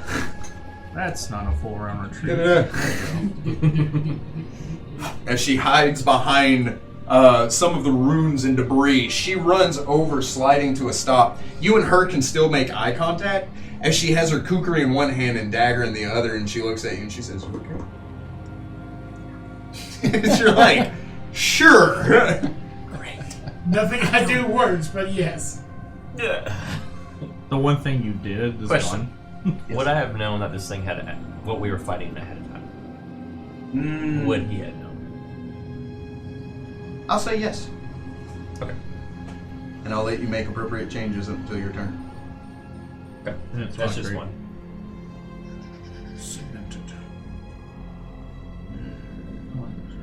It's still in the flesh, the ground beneath it. Ooh. Stop. That's the 3rd time tonight. Turns into a starlight pit. Why does it have teeth? That's not part of the I spell. hope not. The tentacles become teeth. Galamandius is going to Weep. weep. Wow, you're smart. It is a free action. It's one I know well. Galamandius runs to within eyesight of Dinrook. He chants and tones pointing at Dinrook, and you see Dinrook's axe glow with this kind of celestial and holy aura. I know what he did. Alamon is running out of options. Is he? Kinda. None of his things are really offensive. But they are offensive. So what I'm hearing is there's a fence nonetheless. He casts Heavy Toke.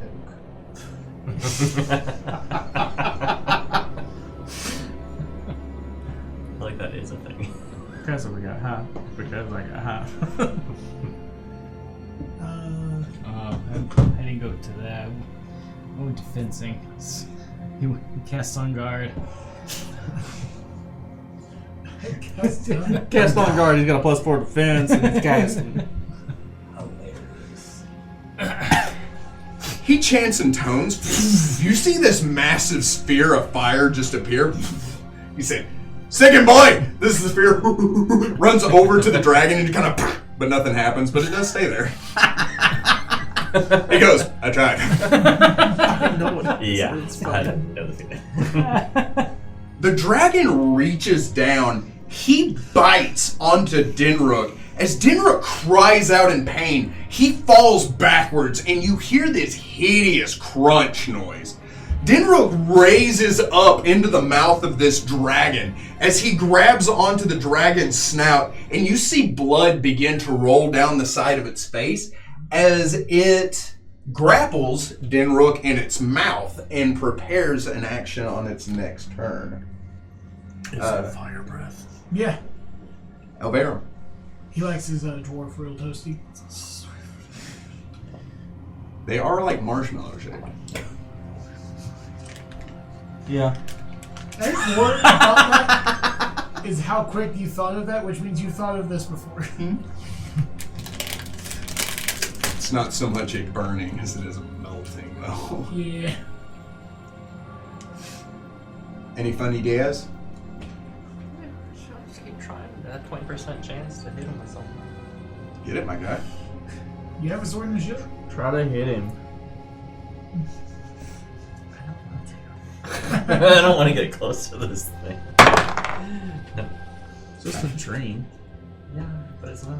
Well, it's a nightmare. That's true. Dream that you're rolling that 20. No, is it 15-foot reach or 10-foot reach? 10 as he You didn't stated ask that last question. turn. I'm getting.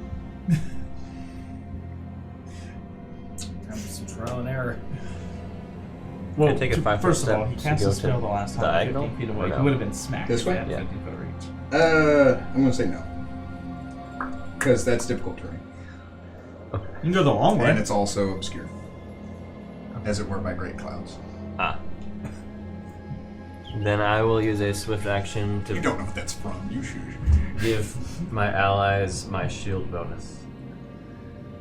It's +4. I really thought it was about to be 1. I don't know what to do with this. Nice. Ayla. The shield spell cast from my ruler. Ayla runs towards this creature, disappearing before she does so.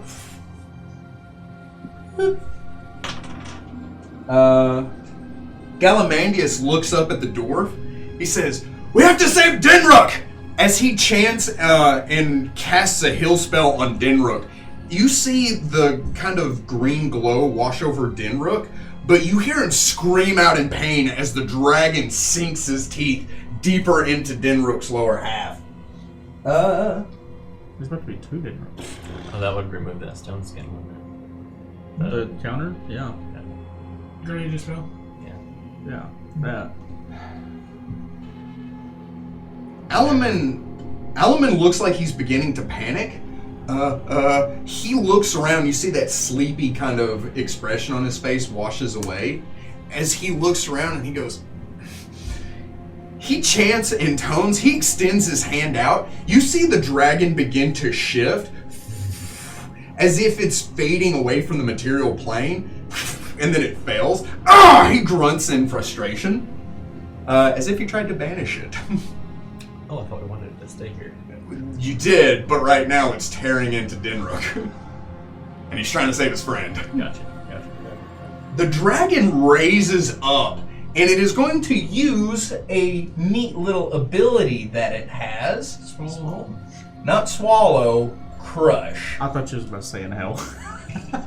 As it sinks down, Dinrook screams out in pain as you hear this wet, thick, crunching noise.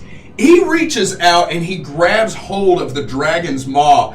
As you see this expression of agony wash over the dwarf's face, and then it is exchanged with rageful frustration. The dwarf leans up with his axe in hand. As he looks down at the dragon, he rears back and swings, and you see his axe cleave into the dragon's eye. The dragon roars, throwing Dinrook to the side. Dinrook hits the ground and rolls. You see a trail of blood follow behind him, and he is without his right leg. Dinrook hits the ground. You see him try to push himself up as the dragon shakes its head back and forth. It reaches up, dislodging the axe from its eye. The axe hitting the ground, disappearing and reappearing into Dinrook's hand. The dragon looks up and it acknowledges everyone in the room as blood rolls down its face. It chants in tones, and it disappears. And you are effectively out of combat.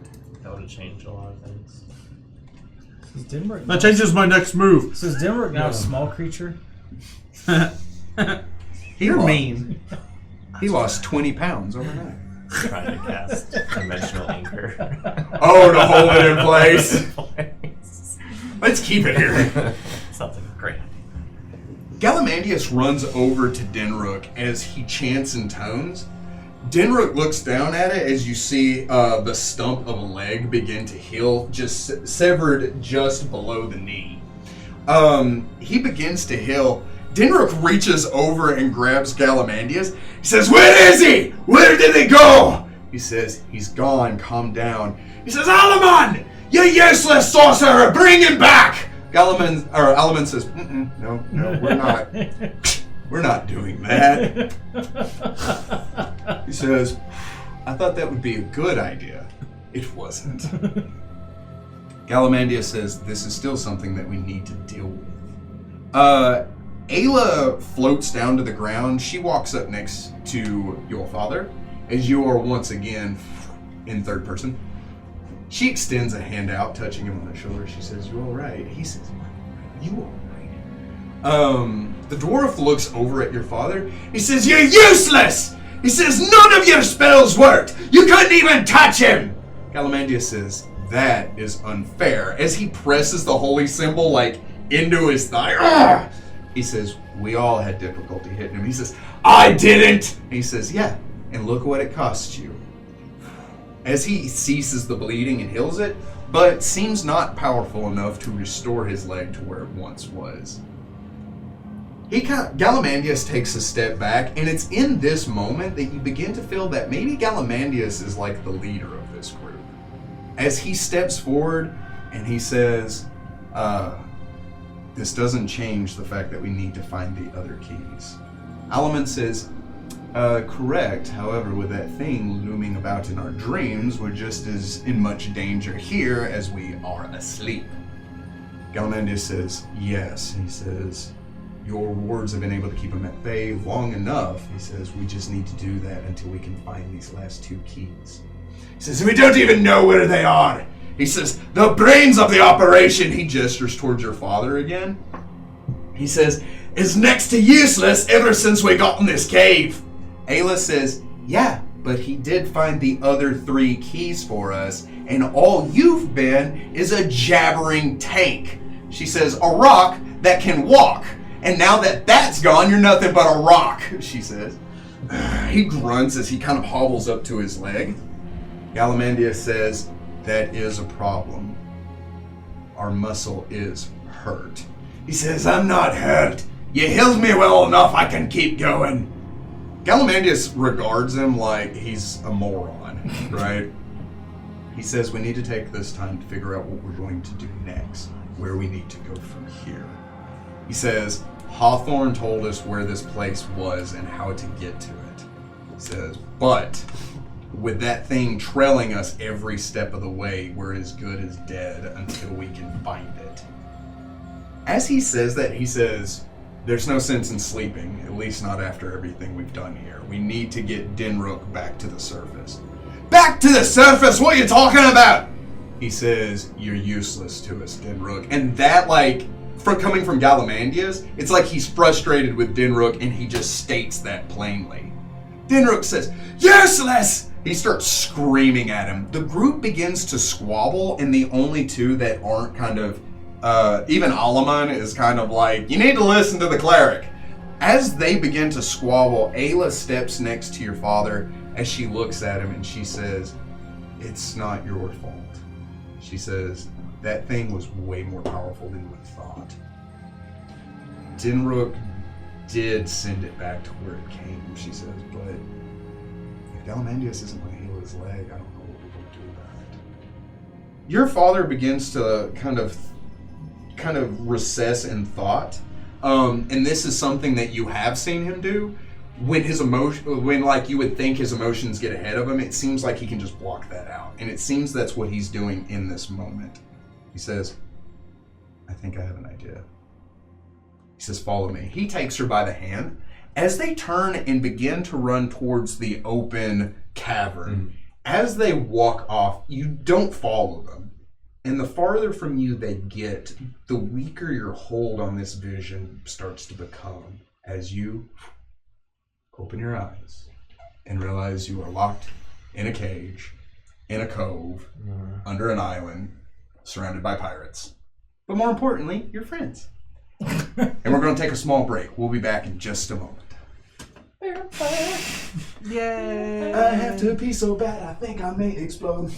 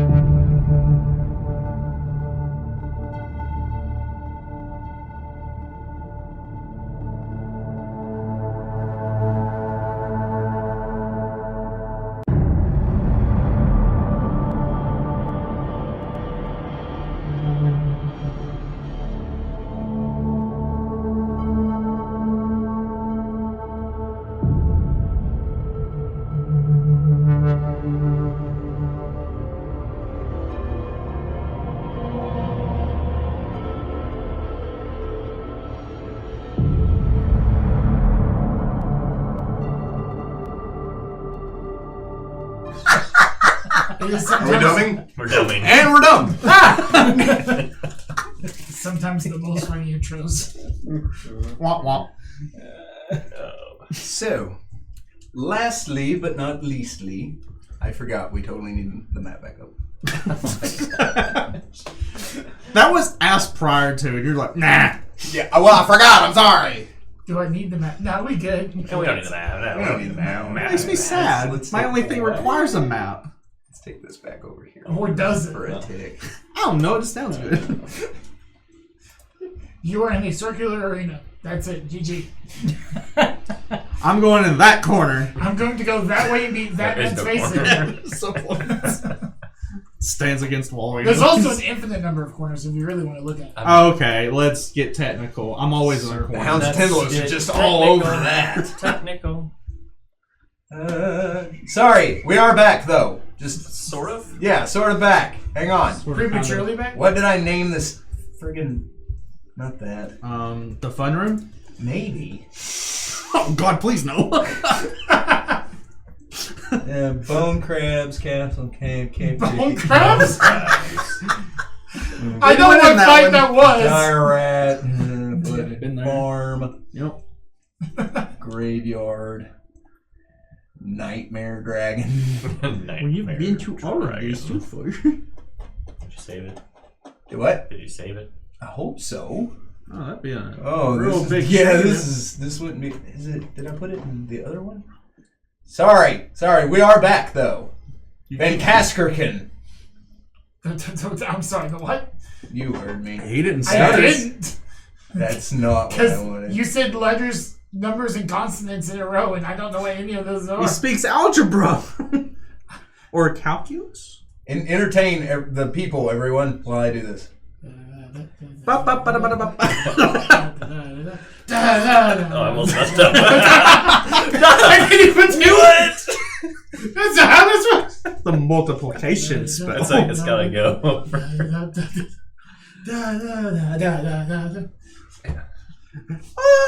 Okay, I got it. Anyway, That took forever. it didn't. For your information, Max, that's a Family Guy. Not on this. I know it is. It's not yet. It's gonna be, though. I've seen that episode a couple times. But not right now. Ooh, piece of candy. Ooh, piece of Just candy. slightly cycled. A little bit. I told you could have the other cookie, and you sit there and let it sit, and it sat where it sat while Where it sitting. sits and sitting Why are you being sadly. so aggressive about this? Sometimes I don't see why you ask questions. I don't know why I did Drugs that. in the break? No. Ragnar. Deny it even if you did. I did deny it. You fall into that same slumber that everyone else does. You look out into the black void. You see that same leaf extending up in the column of light. And you see it begin to shrivel and wilt. It loses its color, its edge begin to fray and curl. You see the caterpillar on its side and curled into a ball. You see it begin to slowly wither and shrivel into place. And you see that column of light become dim as everything fades into darkness. When suddenly you hear, Ragnar, are you good? As you turn and look, you see a man standing there, his head completely shaved, but he has a thick beard that drops down to his chest. He's wearing just this tunic around his waist that looks like it's made out of probably bear hide, and these fur boots to go along with it. He has these bracers on either wrist, and you see the tail end of a serpent tattoo disappearing into one as he carries a battle axe at his side. You know that man's name. This is Veldor. Veldor is one of the most prominent and strongest fighters in your village. Veldor has always kind of been like a fatherly figure to you in a way. And he has no real like sense of fun outside of fighting. So like if you're like working, he's just there to work. But as soon as you start fighting, that seems to be where he really derives his joy from. Standing across from him with a with both sides of his head shaved, and a mohawk that rises up from the middle of his head and turns into a braid that runs down the nape of his neck. He's wearing a vest that's very much made of the same kind of hide armor. He is wearing pants with boots, and he carries with him a warhammer, very similar to what you have. And next to the two of them, you see Drew. The other person's name is Eros. Eros is younger. He's a couple years younger than you and a little more inexperienced, but he is a good fighter and promising up-and-comer in the clan. He has the same kind of serpent tattoo that runs down his arm. And beside the two of them, you see Drew, starry-eyed with his hair cut short. He has a few scars on his lip and across his nose despite his young age of being only 12 years old. He is hitting that growth spurt where he is almost as tall as you, making him well over the normal height of the other children in the clan. He carries with him a sword that is weighted. It's a great sword, and it's kind of too heavy for him, but he insists on using it.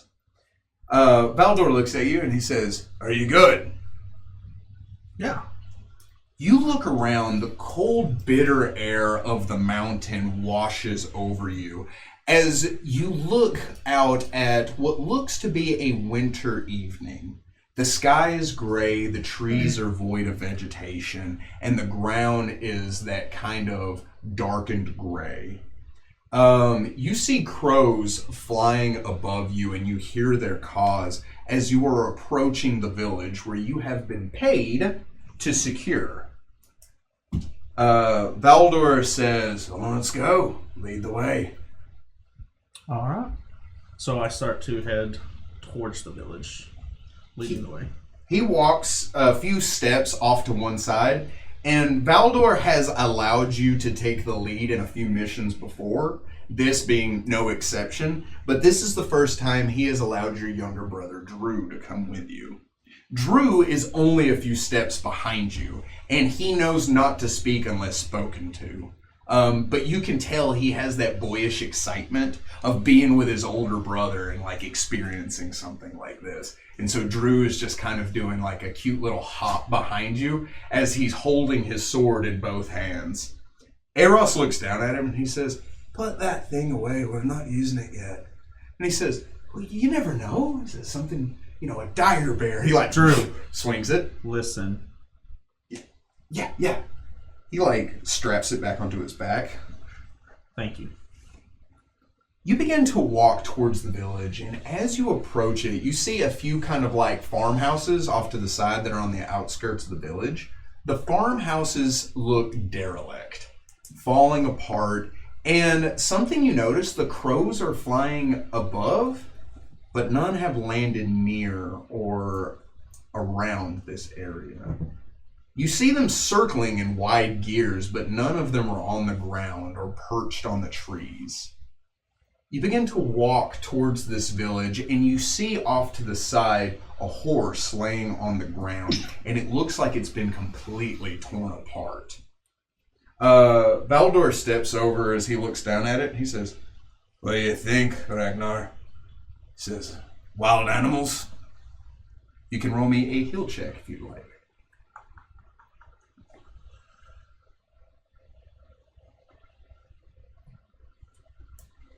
I don't have that. You have handle animals. It's untrained. You can roll it untrained. It's a wisdom modifier. It is? Oh, yeah. Cool. 15. Nice. When you look down at it, your first impression is to say, no, this isn't wild animals that killed this horse, that tore it apart. But as you go to be like, no, it's not that, then you suddenly realize, well, then what could it be? As you look, it looks as if it was ripped, rend asunder, rather than anything sharp like bite marks or claw marks. The only thing that really could have done something like that would probably be like a giant maybe, but it seems like too fine a tear marks, and there seems to be dozens of them. not sure, but it definitely is not animals. What do you mean? I mean, look at the tear marks on it. He walks to the other side. Eros steps up and he begins to examine it too. Drew looks kind of spooked as he starts to like examine and look around the area. It's like there's just something tore it apart, but not an animal. Like something wanted to. It just wanted to kill it. When you say that, you see the hollowed chest of this creature heave as you hear it, and air flood into its tattered lungs. The horse begins to make this hideous noise as its vocal cords, ripped and torn, begin to make kind of a higher screech than what a normal horse's whinny would make. Its lips pull back, revealing its teeth. As its eyes open wide, you see it rear up to face you as this black ichor begins to roll from its eyes and mouth. All three of the other men jump back. So like, ah! And it starts to kind of shift as you see it trying to find purchase and even stand. What in God's green earth? Let's kill it. Valdor kind of rolls his hammer as he stops. He kind of like takes a step back. Yeah. Kill it, Drew, he says to your younger brother. Yeah. Show us what you got. You see Drew is terrified of whatever this is. Do you have knowledge religion?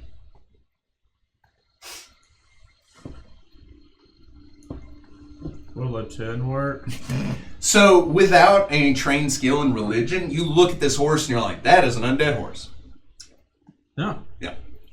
Drew steps up with his his sword. As he gets close to this thing, it looks at him with this kind of otherworldly intelligence. As it goes to stand, and Drew sinks his heavy blade into the horse. The horse gives that last screeching noise before it falls over with a heavy thud, and a spray of that black ichor shoots out and hits Drew across the face and arm. Ah! He steps back. Ah! Valdor begins to laugh as he like looks over Drew, and he says, "You got a little on you, huh?" He says, it's... And he says, "Hot?" And he says, "No, it's cold." Ah! As he begins trying to scrape it off. Ah. Cold? The horse falls limp to the ground with his sword still embedded in its head. I pull the sword out and I put it close up to my other hand to see if I can feel like the cold heat come off of it. You do feel that aura, that chilling aura as it rolls over the blade. You get your hand close to it, almost as if you're like touching dry ice, and it begins to sting and bite at your skin. It's weird.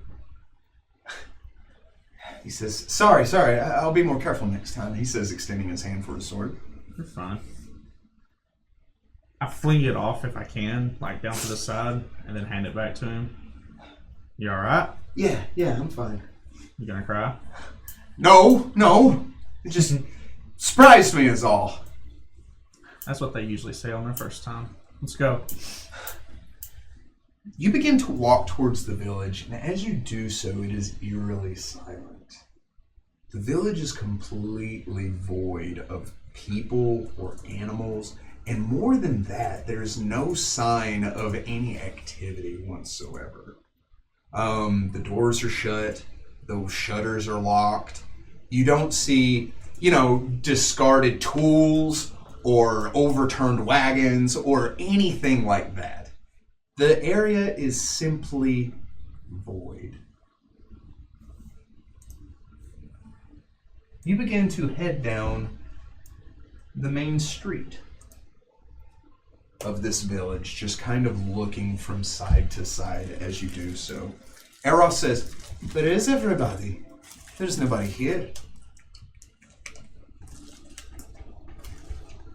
That is weird.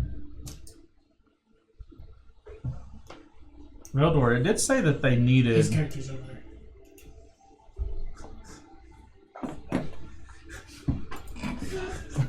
Is that what you look at all those characters and be like, none of these are the right one? And it's still kind of not. Nah, that's close. Do what now? He's like, it's still not kind of the right one. It's a Oh, It's a wizard. wizard token.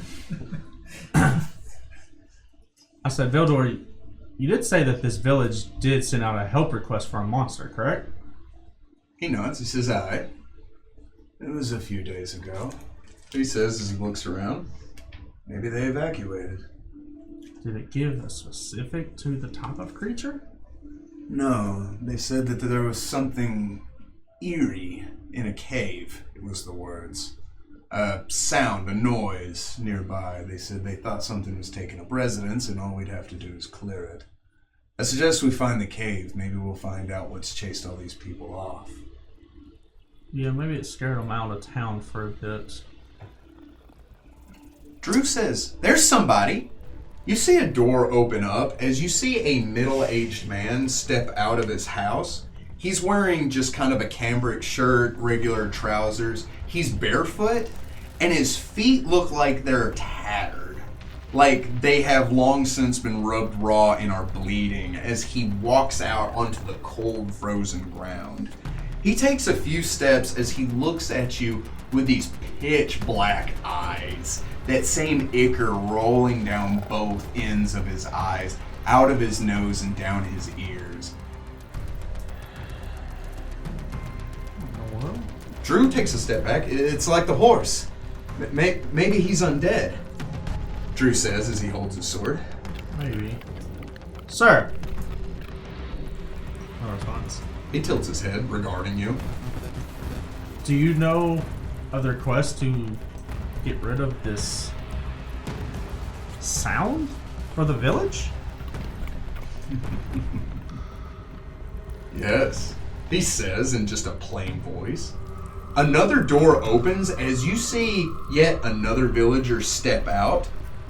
We sent for that a couple days ago. She has the same blackness in her eyes and rolling down as you see maybe a dozen people begin to file out from alleyways and doorways. It only took an evening for this to happen. They say it as they wipe away the ichor on their face. Are y'all okay? Of course we are. You hear from behind you as you spin in place, and you see them beginning to close in around you as you are surrounded by probably 24 of these villagers. As a matter of fact, we're so okay, I'd like to share. Guys, I think something's going on. Be ready. Baldur says, "Yeah, no joke." He says as he puts his back up against yours and he gets ready to fight. Drew takes his sword and it's more like he's pointing it at them as he kind of shifts in place from side to side. Eros also continuing the flank as you stand all back to back, looking at all four corners as these people begin to converge on you. And I will need an initiative roll from the party. Not the party. Just from Ragnar and his party. Oh, yeah. Using a common stat, I got a 12. What? That's... Or are we playing the bad guys? You're not gonna believe what I rolled for initiative. 11? It's an 11. Is it really? No, it's not. Yes, it is. It's sad. It's on your line. I said in my head, it'd be funny as crap if I rolled an 11 for initiative. It's not, but it is. Funny or 11? No. That's not what I said. Is that what I said? Valdar steps up, right? As he says, "Listen." He looks over all of them as they all in unison strike the same pose and all tilt their head at the same angle as if, what do you have to say? He says, "Whatever's infecting this town, we may be able to cure it. If you have enough wherewithal to step back, we don't have to kill you all and we can save you." Eros kind of says, "I think they're beyond listening," as he grips his weapon and gets ready to fight. So much so my accent disappeared. Anyway. Holy around, and they suddenly charge, flooding over all of you. As in a moment, whether you swing out with your weapon or not, you feel dozens of hands begin to reach out, claw into you, and begin to tear away at you. I've never seen a human swarm. We have.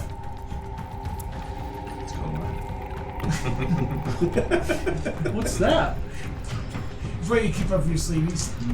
Oh, okay. I hate everything. I hate everything always. Can you do more damage to shit? Like 2? Oh god. Handfuls. What did you roll? Oh god. You take 24 points of damage. Are you unconscious? That's almost 23. As these things swarm you and begin to rip and tear into you.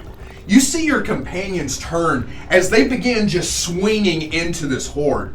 As they reach out and kind of extend their arms to grab hold of you, Valdor takes his weapon, crushing into one skull. As one bites on his neck, he grabs it, throwing it to the ground as he stomps, and you see that black ichor wash over him, and you hear that searing burn noise as he and he tries to wipe it off of his face. You see Eros swing, knocking one off of its feet, just completely taking its leg out. As he slams into it on the ground, 2 more jump onto him, and you see their teeth sink into his arms as he screams out in pain. What do you do? Do I see a way where we can try to get out of this mayhem? Not without a fight. Oh, okay. So there's no way to like run away, try to get them to come with? Not with mundane means, no. No. So I guess we'll start fighting. You can do that if you And like. we're gonna have to. So I'm going to take And what weapon are you using? I'm using a warhammer. Okay. So I'm gonna be just straight attacking 24. 24 will strike your opponents. And then 22. 22 points of damage. No, 22 to a hit. Oh, 22 will also strike your opponents. Assuming I kill the whole thing. 13 damage and 12 damage. You only have 2 attacks? Okay. How much was it altogether? 25. 25. You take your warhammer, you swing into one of their chests, you bring him completely off of his feet as you hear that deep resonating thud. He comes off its feet and flies back. You see that same ichor expel from its mouth as it hits the ground and rolls. Another one runs up to claw at you as you grab it by the arm and throw it to the ground. As one reaches out and grabs you, you just straight up headbutt it, sending it straight to the ground before you just crush its head in with your warhammer.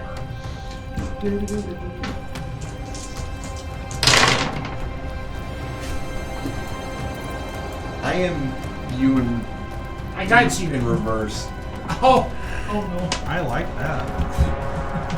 11 damage. 66, and I rolled 11 damage. 10d6. Hell yeah. This is 3 5s. Ghosted. One of the creatures is running at you. As it runs towards you, in a flash of metal and a singing sound, you see its head is liberated from its body. As Drew sinks his sword into the ground, turning around and wildly swinging into the crowd, you see them all kind of take a half a step back as he's just screaming and swinging his sword back and forth, trying to keep them at bay, and they're just biding their time, waiting to be able to get to him. They reach out, and you see them tearing into Valdor and Alros, who are holding their own against the horde. What do you do? I'm going to try to assist where Drew is at and see if I go up to him and like, let's try to make a hole so we can all get out of this. Like, get out of the whole thing. And he proceeds to attack. You bet. Try. That's a nat 1. Oh no! And then the second one is 19.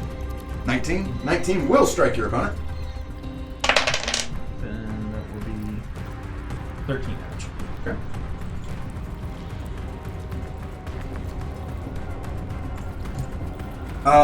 Taking your warhammer, you kind of buckle down. You try to move forward, but their bodies just kind of coalesce onto you and push you back. As they do so, you take your warhammer, you bring it up, and you hear that same crunch of bone as you just swing and knock kind of the first one away and disperse the other half dozen back as you begin to try to make headway. You hear this scream as suddenly Eros is dropped to the ground, and you see 3 of them grabbing onto his arms as they pull him into the alleyway to the side. He is screaming and flailing as he's trying to fight back, and he disappears into the alleyway.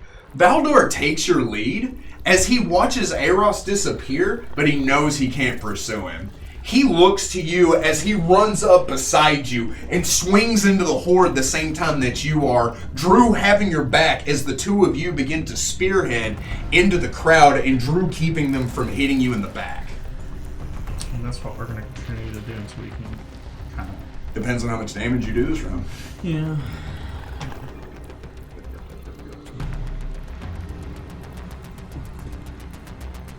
This time I'm going to... Oh my god. No, that's 18 though. 18 will strike your opponent. And 28. 28 will also strike your opponent. Oh no. That's 18 damage. Oh no. And 15 damage. Oh no. Oh no, no, no. 33. 23. 33. With hammer in hand, you send one of them just flipping over itself. As you crash into its skull, you swing into another one, hitting it dead in the body as it spins and hits the ground. You kind of keep your eyes closed as you push through them. Valdor on your back pushes you through, like he physically keeps shoving you into these bodies. You feel them tearing into you, but you just keep doing what you do. As he pushes through, you see Valdor turn. He looks at the situation, and he kind of... And you see his muscles begin to swell and bulge. The air around him blurs as his eyes go white. He runs past you as he just starts swinging into this crowd with reckless abandon. You see body parts and people flying in different directions as he does so. Drew takes a step back, and you see him, and he begins to focus as you see him begin to bulk and swell as well. The group begins to swarm your little brother, and then suddenly you see a flash of blade as 3 of them fall into more than one piece. And he just screams out as that same blackness rolls over him. What would you like to do? Does it look like there's still a whole bunch of... Does it look like there's still a whole bunch of these things? More than half. Yeah. I will also... I would like to rage.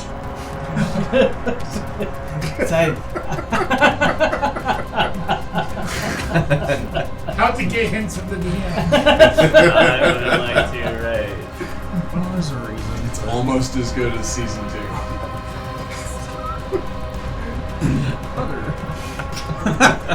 I'll also be power attacking through this while trying to... Raging and power attacking? Yeah. That's a thing I do. That's poor kind. 37. That will strike. That's sad face. 24. That will also strike. Probably was one away from the Well, so, yeah. with the 37. 19 damage and 20 damage. Okay. In that moment, you kind of bowl them over, right? Knocking them to the ground. You see the ones that are twisted and mangled, they kind of snap and pop as you see their bones start to reset and their wounds begin to heal. As they push on the ground in an attempt to stand, your brother swings his sword around and begins to stab into the ones on the ground, screaming, as you see the blood shooting up on him over and over. Valdar reaches back, grabbing your brother by the scruff of his vest as he pulls him, and the three of you begin to run through town. These things pursuing you. Where would you like to go? Well, forward until we can find somewhere to try to hide. I'd assume there's nothing. You begin to move through this town, this group following you, right? As you dart out past the buildings, you run to what looks to be kind of a sheer bluff of rock. There's very little vegetation on it, just a few kind of scraggling pines that are growing out and finding purchase in the few rock outcroppings. As these rocks rise up, almost like a towering monolith that overshadows the village in its entirety. I go, the cave. Let's go fix this problem so hopefully they'll return to normal. Valdar kind of scans the area. Drew shakes his head as you see him. He looks, he says, "There!" He points, and you see the opening mouth of the cave. Book it. You begin to run, making your way to that gaping maw of a cave. You get to that entrance. Valdar slides to a stop as you see the people stop just on the edge of town and look at all of you. Your brother is facing all of them as you and Valdar run to the mouth of the cave. He is staying like an uncomfortable 30 feet away from all of you. Drew is. Drew, come on. His back to you as he slowly turns to look at you, and you see his eyes are completely pitch black. You see that same ichor rolling down his face, and that same malicious smile that is shared by the rest of the villagers as he turns to face you. He says, "Ragnar." He says in a voice that feels so familiar. You've heard it before, but it chills you to your very core. You hear from behind you, echoing through the cave, "What's the matter, Ragnar?" You hear that kind of jostles you and makes you turn to face the cave. And when you do so, you see that Valdar is gone. When you spin back around, your brother and those people are around you, and I mean immediately so, within arm's reach. You feel them kind of growing closer and closer, and you feel yourself begin to shrink away, like in every sense of the word. As the world around you becomes claustrophobic, collapsing in around you, and that same chilling sensation begins to cut into your core. You open your eyes. You find yourself in the cage, in the grotto, surrounded by pirates, but the sun hasn't risen yet. In the opening mouth of the cave that looks out across the bay, you see it is still dark. You hear the gentle waves lapping up, and you are greeted with just this silence until you hear something speak to you, something that jostles you in surprise from inside the cage.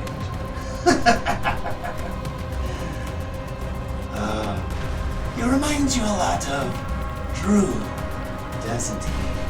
When you turn, you see yourself standing just over Perry, who is still sound asleep. Except this version of you has that black sheen over his eyes, the same ichor rolling down his face, and his body seems contorted, twisted in some way, making you think that what you're looking at is some kind of sick pseudo-doppelganger that has assumed your likeness. What are you? Why, Ragnar! I will also take a step forward as well. You don't recognize me? I'm you.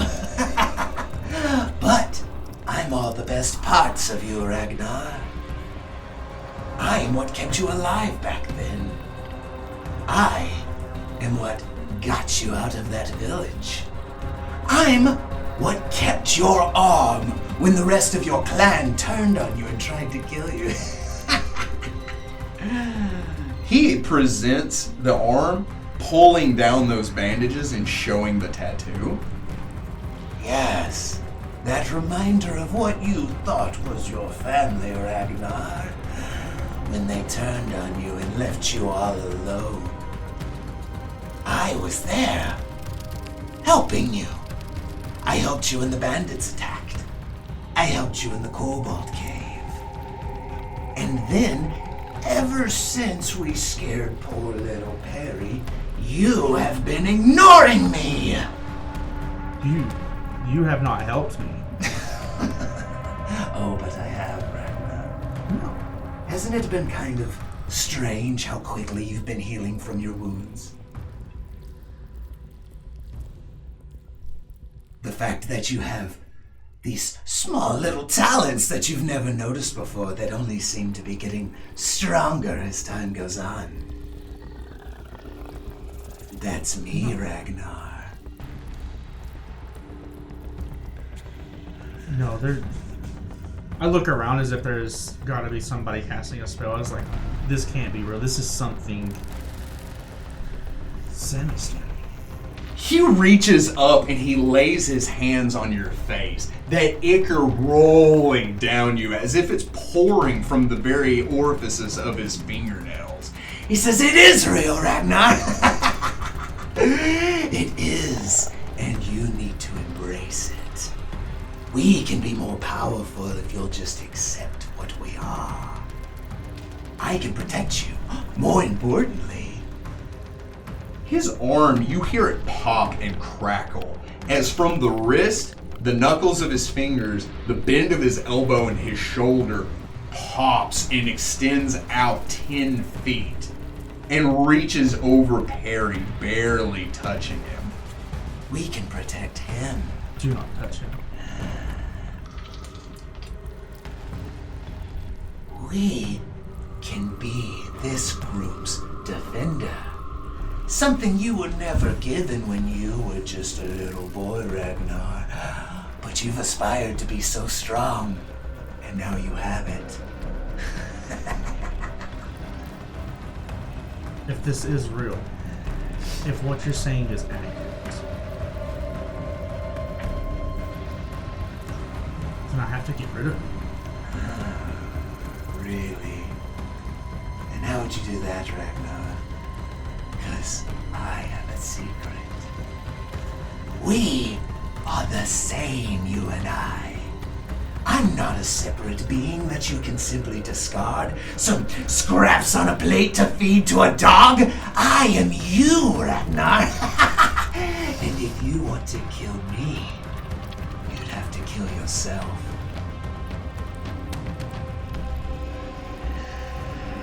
Give us a chance, Ragnar. He starts to walk around you. Rage. Next time you have the opportunity, don't hold it back.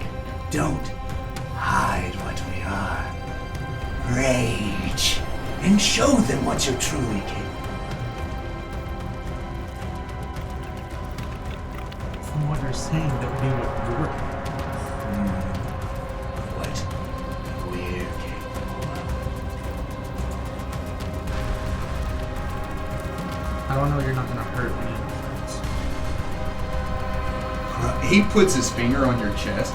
Cross my heart and hope to die. It's not fun. You'll just have to trust me, Ragnar, because there's no getting rid of me. You suddenly jolt awake, and this time it is me.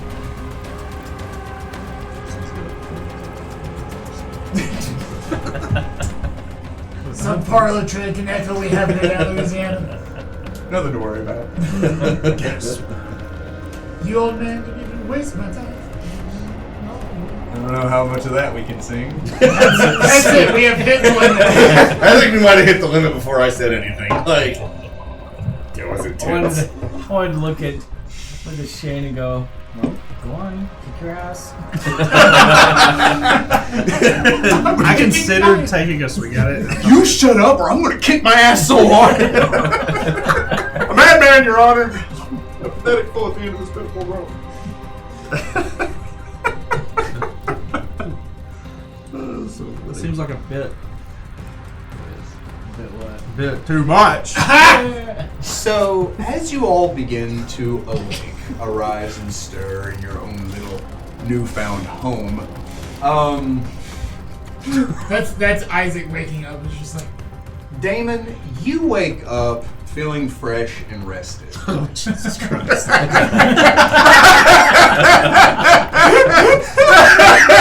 opposed to right. Oh boy! That was the best sleep I've had in years! Oh my gosh. The rest of the group is like...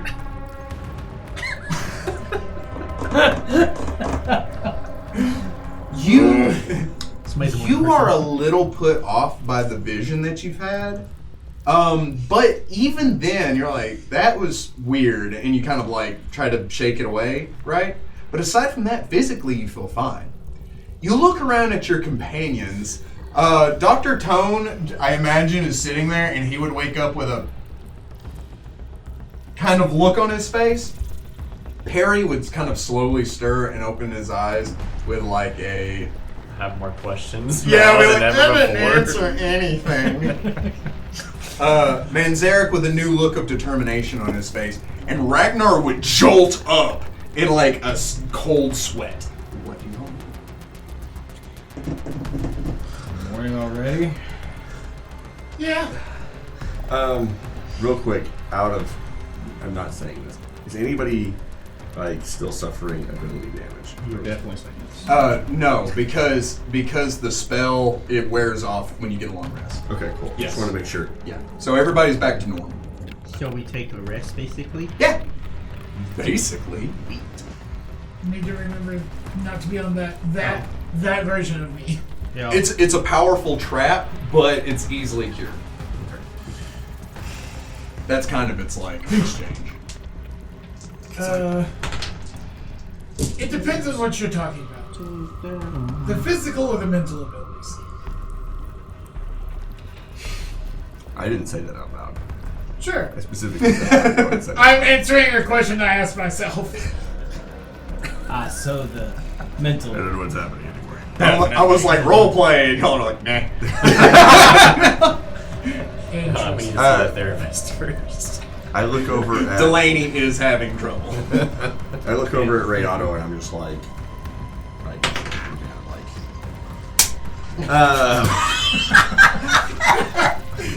The determination to slap a raptor that can eat you. Slapped her. we have things to do. Slap her out. I'm gonna sneak through the bars because you said I could. Because you told me to. Do I need to roll anything for that? Yeah, roll me escape bars. Because you still need to squeeze. 23.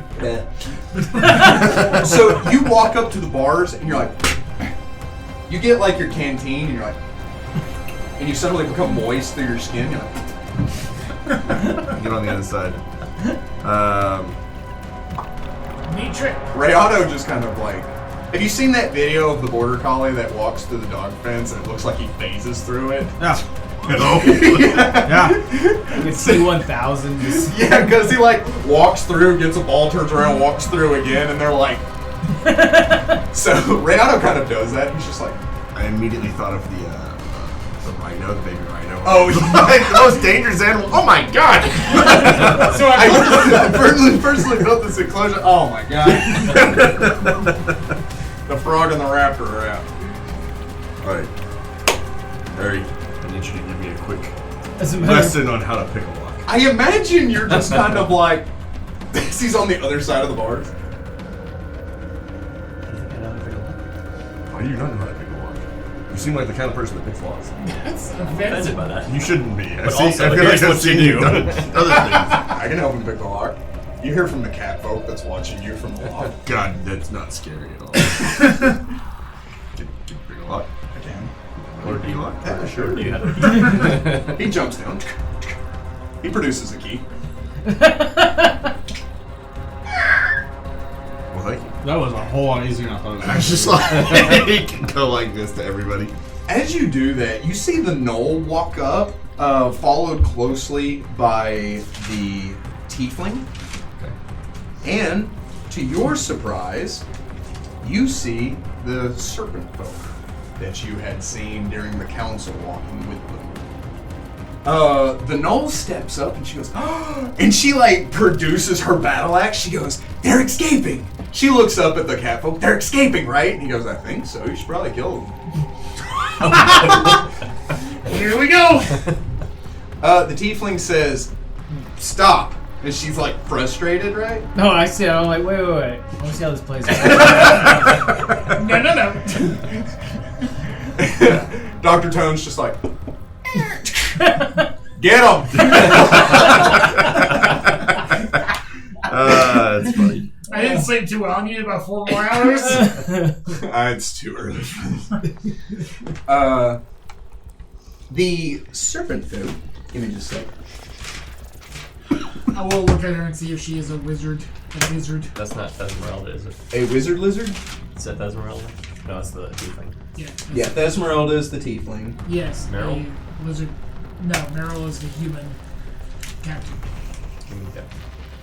Doing the struggle bus with his name, so it's not Yeah. like there's a million of them.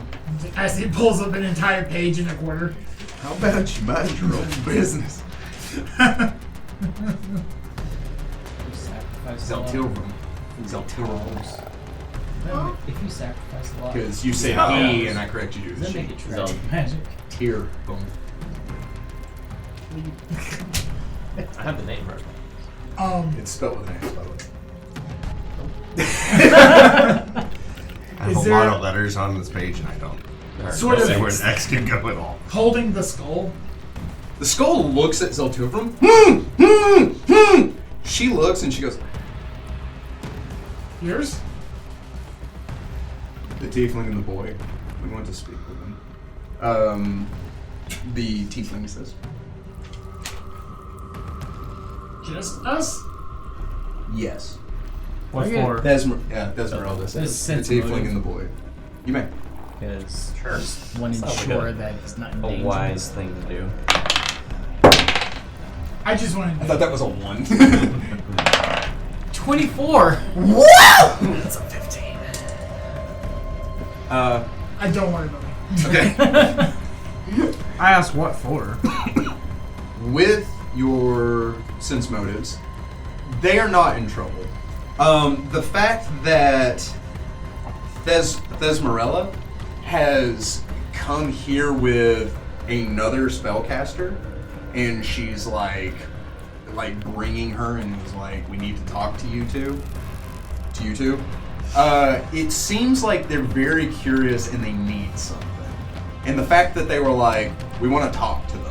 They're not torturing you. They didn't bring you out by force. And this catfolk guy just opened the cage for you. So you very much feel like you are strongly encouraged to be guests here more than captains. Right. So, Sure. you say what for? Yeah. Zelvirium. Zeltirrum. I need to make easier names. You need a Zal. pronunciation guy. Zal. Her name is Zal. Zal looks at you. She says, "We just asked a few simple questions last night. And He's missing a job. she produces the job.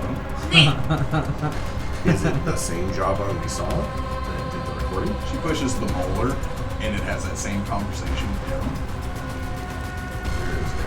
There goes mouthing off again. I am pushing them to be Where is the platform? I try to stay out of here as often as possible. When she says that, you see that Thesmerella's expression kind of like melts when she says, "I try to stay out of here as much as possible," and Thesmerella kind of Is Thesmeralda the one that we saw that was in the that me and Perry saw? No. Thesmerella is the tiefling. Okay. Yeah. Meryl's the one that you guys saw. No, correct. But is the yeah, serpent? Zal is the serpent folk that you saw at the meeting. So there are 2 people that were at that meeting that are in this cave. With pirates. Yeah. And I would ask about it. Define pirate. I'm like, you're the second person that we've seen I gesture towards Perry, a scene that was in with Lord Mayor. She raises her hand. No, we aren't. She says. Oh, yeah. These come off. They drop. I gotta Just give you this one one, of mine those. too. Yeah. Can you feel it? No, I'm offended. She says, firstly, I don't see any reason for those need to stay on. Because we want to build a snare of trust. Also, you're not much of a threat. If you'll please walk with us. If they go to room, you would all like to go. I'm. No. She says. I say this out loud. I'm not much of a threat as I used to be. I feel inadequate. Based on. Anyways. The cat folk rests his elbow on the top of your head. He said, oh, poor Froggy is denied. He kind of like, as he moves back, Rihanna bites him on the upper thigh. He's like, Good job, Rihanna. He knows defend now? Are we He does, actually. be able to Is that a new trick or is it not be within the confines of this lovely hotel room? Give us a few minutes. Depending on how this conversation goes, may depend on where you stay for the rest of the day. I got you. I settle back down. He on the said straw to and get you a comfortable. 5-star hotel. I settle back down on the straw and get comfortable. We're Rats still run looking out. for magic food. That's a thing. Mozart shows up. He played. Yes, I got the but there's joke. a piece called Magic Flute. Everything about that was awesome. Made me so Mozart happy. played piano, you dumbass. Anyway. I made joke. Harpsichord? Any hooters. You two step off to the side. The rat folk and the gnoll are just kind of like looking at you. The gnoll steps up. Are they really escaping? I don't know. Are they? The rat folk, the cat folk looks at you. I'd rather not be in a cage, but I don't have any plans to be. I'm conflicted, she says. He goes, that's a big word for you. I can sit and talk if you would like, but I'd rather not be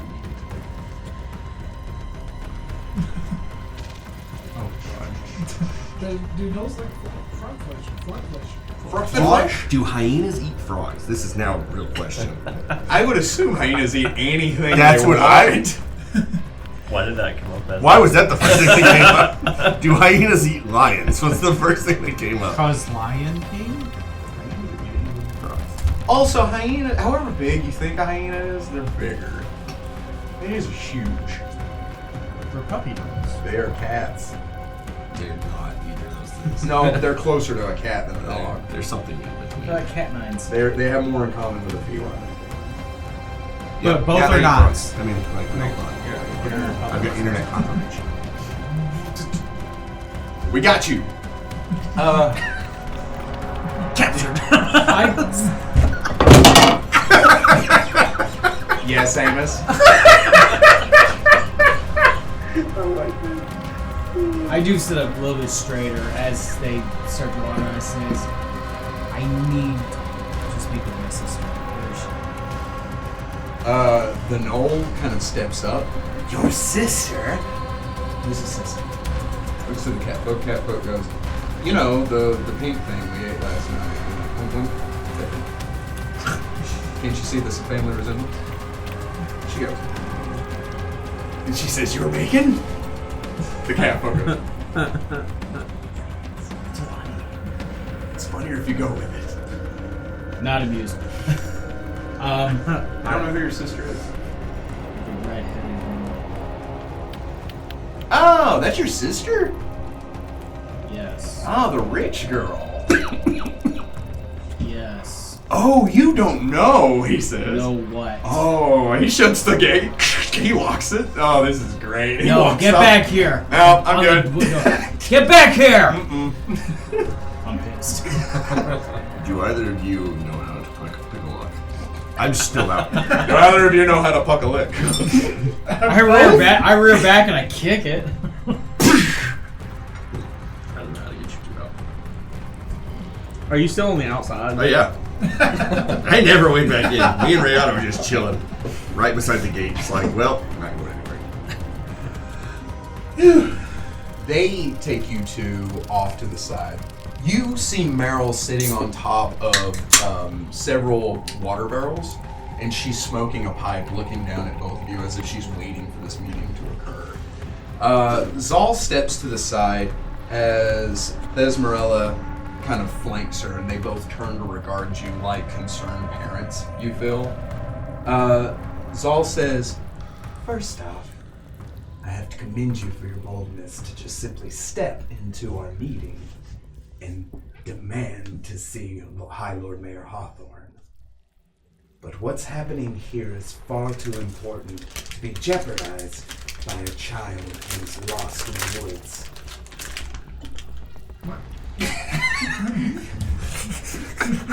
Best time ever to I have. haven't ate my rations this meeting. Leave me alone. How did this turn into ASMR? Come for the TTRPG, stay for the ASMR. That's my nightmare. I'm Yeah, sorry. you gave us all I'm nightmares. sorry. So you get Keep one. going. I am interested. This is And literally- hungry. This is literally dinner. You need a better dinner. She says, "But what we're going through is far too serious and important to be jeopardized by a lost child." So what is Lord Mayor Hawthorne's intent? What was happening before the meeting? And why do you feel entitled to know that? Meryl asks. They're talking to you like an adult. Like, they are standing on equal ground with you, which feels odd. Mm-hmm. Both of you can roll me a sense motive if you'd like. Sounds like a no over there. Let's see what an average 18. roll gets you. With an 18? 13, by the way. Okay. You feel like they're doing it out of respect, but with ulterior motives. There's something going on. You know they want something. That's the only reason they're talking to you right now, but you don't know what you could possibly have that they would want.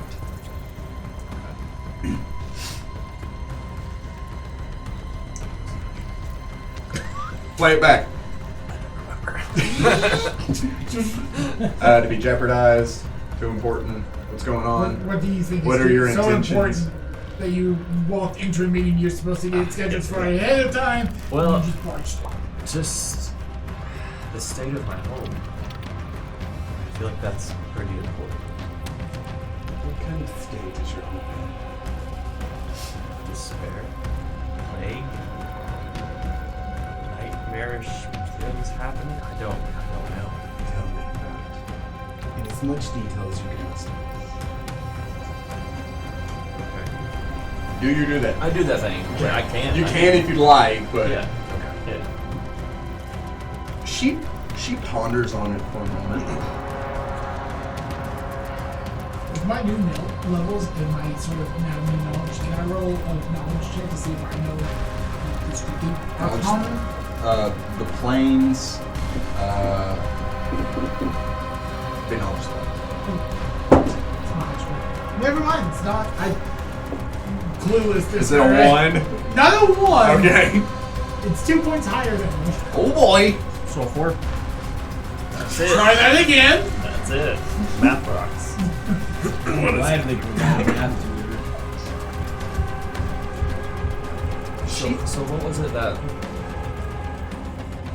Lord Mayor was trying to do before I like he was trying to just from the other participants it sounded like you were ready for battle or at least defensive attack. No. Simply defending our own borders against what may come to be. Roll me another sense motive. I'm completely 12. That sounds legit. She says, "We don't want what happened to your kingdom to happen to ours. But you didn't know what happened to my kingdom. And that's why we need to learn. We've been in constant communication with your kingdom. When they fell into silence, we knew something was wrong. Now we have this information. If there truly is an outbreak, we need to prevent it from spreading. If I may, just simply ask a question. Perry, or anyone, how far away is his kingdom? I don't even know what kingdom you're from. His kingdom. I have it out. Consult. Ambrose. Ambrose from Drimport is. Is it? You have said before. I think it was a week or two travel. I think it was a week travel from where you were, which was on the caravan. Now it's 2 weeks travel Okay. from Drimport. You are farther from it than you bring us over. Did you? But that is by foot. Did you walk here? No. We rode on a caravan here together. Well, he wasn't there. Who was for Drimport? To Drimport. From the village. So how did you get to the caravan that's a week's travel away? Oh, I teleported. You teleported I was teleported. by. Everyone is intensely interested in what you have to say right now. Not me. Facetious. Hey Perry, I want to help your village as much as everyone else does. I don't feel like it's a lot. You look at these people. Yeah. You are actively trying to help your village? Uh-huh. Let me rephrase. I want to help your village. Why are you not telling me the full truth and nothing but the truth? You cast a 5th level spell. I did not cast that. Who did? My father. Okay. Your father teleported you to the caravan stop. I think he might have been trying to get me here, like to Drimport, but missed. I look at the fellow guard. Why would the mayor of Ambrose? I don't know who those Oh. Sure. Why would the king of Ambrose be teleporting his royal prince to... My dad's not the king. That's silly. I woke up 2 weeks ago. I don't know what you want from me. Question, Meryl says. Who is your father? Why is this important and why is it relevant? My father is Alvaria Maris. You see that Xal looks like she recognizes that name. She's not. She takes a step towards you. She reaches for your glasses. No, thank you.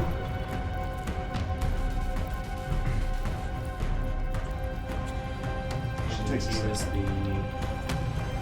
one of the head advisors and mage One of the most powerful spellcasters in the entire kingdom, in the entire southern region, as a matter of fact. That's interesting to for. know. You're serious. She says. Beating down too much. He just provided services like prestidigitation. Her father was a protector of the realm. In fact, part of one of the most powerful Pathfinder groups I've ever seen. Why was he sending his son to Lord Murphy? That is an interesting question. But an even more interesting question is why are you here? Here specifically. To seek an audience before they're on. Yes, which you have gotten. Why are you here? Oh, what's his name? The kid, the black sheep. No, sent us on a mission to acquire magical loot. An old flute of a barkeep. From who? The It was supposed to Jew? be in the crypt. And it's not. Why are you here? We were just traveling down. Right.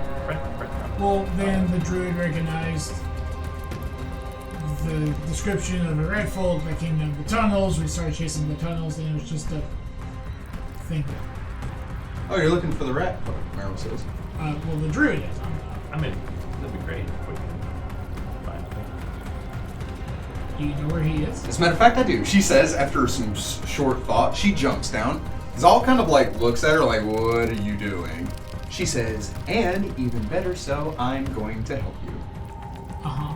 Why am I here, by the way? She says, you're here because you have, Zal says, my familiar.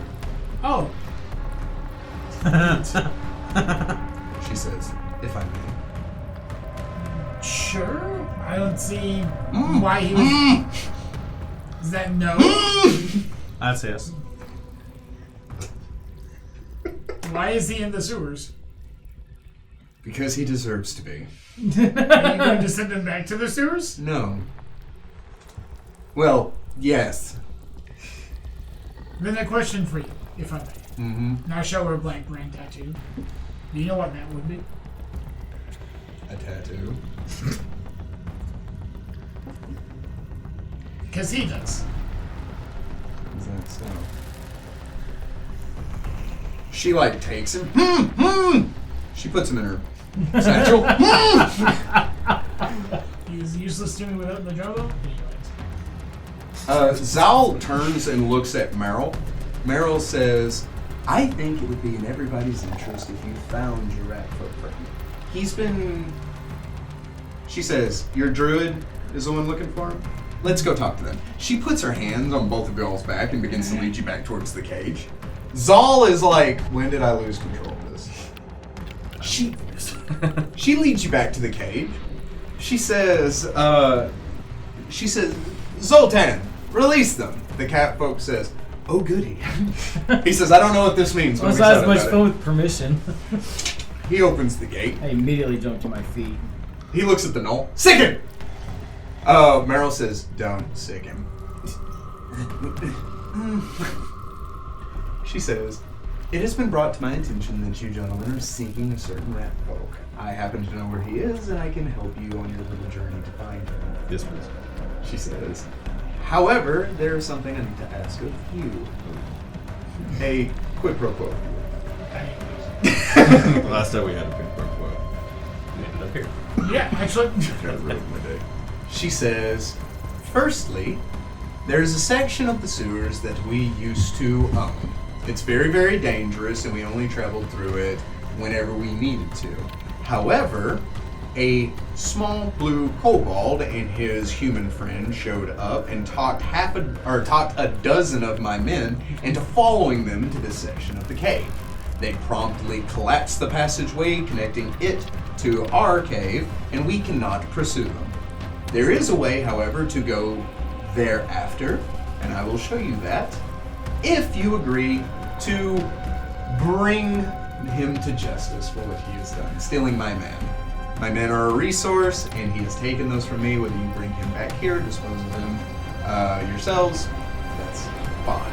The Whatever you druid, decide. the kobold, or the other guy? The kobold, specifically. Oh!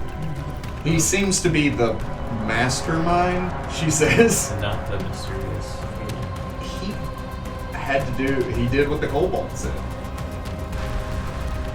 I'm only telling you what I've said. She says, and she produces the skull.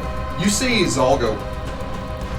She says, and as a sign of good faith, she looks to Zal. Zal kind of and hands her the jawbone. I will let you take Fern with you. He knows a lot about Arcana and spellcraft, and he'll be able to help you. Does that sound fair? How annoyed does Bern look at this? The blue kobold is Thrib. Sure. I don't know. Have you made it back to all of us? And that's Yeah, this conversation's happening in front of the cage. And when we return, if we had to stay another night here, our accommodations will be better. Of course, she says. If you return from your little adventure, safe and sound and in one piece, she says, your accommodations will be better. and perhaps I'll be more inclined to answer your questions. Truthfully, she says. You see Xal kind of like she's getting frustrated with Meryl and how she's leading all of this. Fair enough, she says. If this leads to Durham, Sure, you'll get your Durham, whatever that is. the rest. The rat folk. Because he seems to be making just as much of a commotion down here as the kobold. She says, the fewer people in my sewer, the better. Do you know what this food is? I don't even know what you're talking about. We'll go find the food as well. Yes. I hate owing people favors. Great problem. It's my least favorite thing to do. And if we But don't do it's this not for in the you, grave. just so we know all of our options. She says, well, firstly, if you don't do this for me, then you have nothing to gain out of it, which would be real sad. However, I can't hold you here. You'd be free to go. I can take you back to the surface myself if you don't want to do it. I have nothing else better to do. And Tamris. I'll see if I can't get her to talk to you and you get back. Maybe she'll be more inclined to talk to her big brother. Are you holding her down here? Against her will? Of course not. Why is she? I suppose that's Why are all of you down here? What is going on with this place? You see she visibly becomes perturbed by that question, and Xal also becomes very perturbed by that question. Xal says, that's private information. One will be more inclined to share with you in return.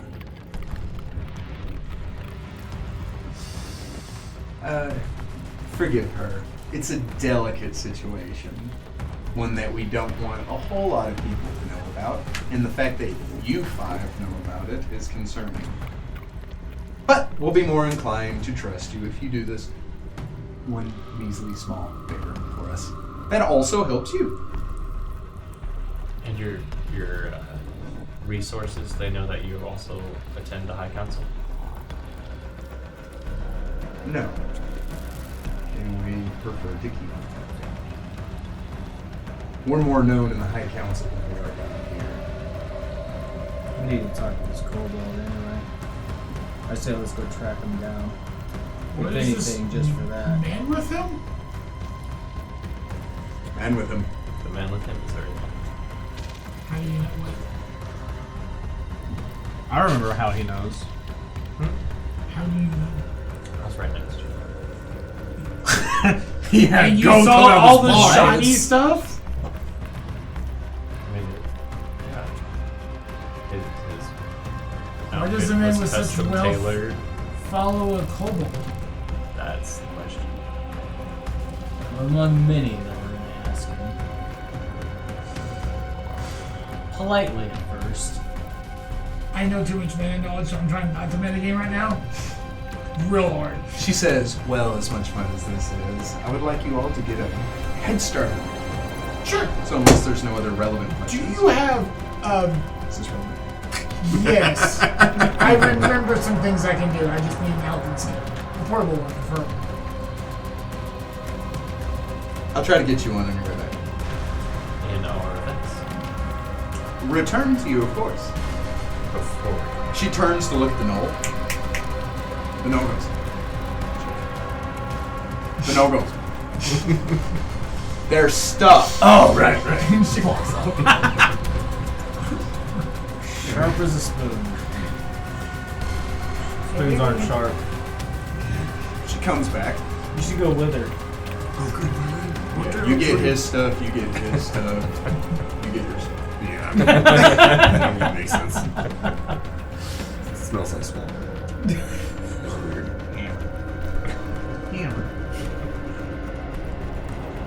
Alright. Yes, Then we we shall are. go. Which way? She says, follow me. She takes you off to the side. You follow this passageway that kind of zigzag and serpentines through the rock, kind of squeezing and making your way through. It opens up into a chamber that is half built into stone and half with a massive drain in the center of this kind of natural formation. You see in the middle of this drain, there's what looks to be a perpetual whirlpool that is spinning. And above it, is another pipe that looks like it would dump liquid into this whirlpool to send it away. She says, now, you'll have to take my word for it, but this leads to where you need to go, she says with a smile. But don't fret. It's just a simple pipe. You follow the pipe to where it goes. Make sure you hold your breath. It's not that long. And then you will emerge on the other side of where you need to be. Sense motive. You may. Bless. Holy shit. That was smart. That Play, one. playing my other guy, like 15, 16, 17s, go back to Dr. Isaac. 5, 4. 3, 2, 1. 20. Blast off. 18 total. Neither one. What'd you get? That one. Nat 1. So, that whirlpool right there, that is a natural occurring jacuzzi. You were like, oh my gosh, this is going to be the greatest thing, and especially with how good of a sleep I had, this is going to be wonderful. There is no diseases in that water, and it is going to be nothing but a fun little experience. Oh, it drains directly from the River Seine. 24 doesn't do anything? I'm not done. Oh, okay, cool. What's the You started with, you two don't do anything. I don't think we would. I start getting undressed. This is gonna be so nice. No, I'm just- So, Imagine you just jump head first. It's fully armored. Just kind of mid jump? take Tickle, your tickle. foot and just kinda tuck down. So with a 24? With a 24, she's telling the truth. She, from the way she's describing it, you feel like she has been down there. She has taken this route to go in and come up to where you need to go.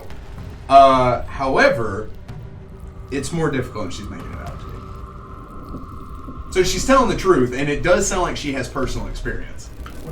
But she is like, I hope you make it. She's leaving out alive. Riveting. All right, well, let's go. Jump in. Make sure to hold my breath. He is first. Who is next? I am going to activate Ion Stones. Let's hope it stays. And I jump in. Second. Grab right off.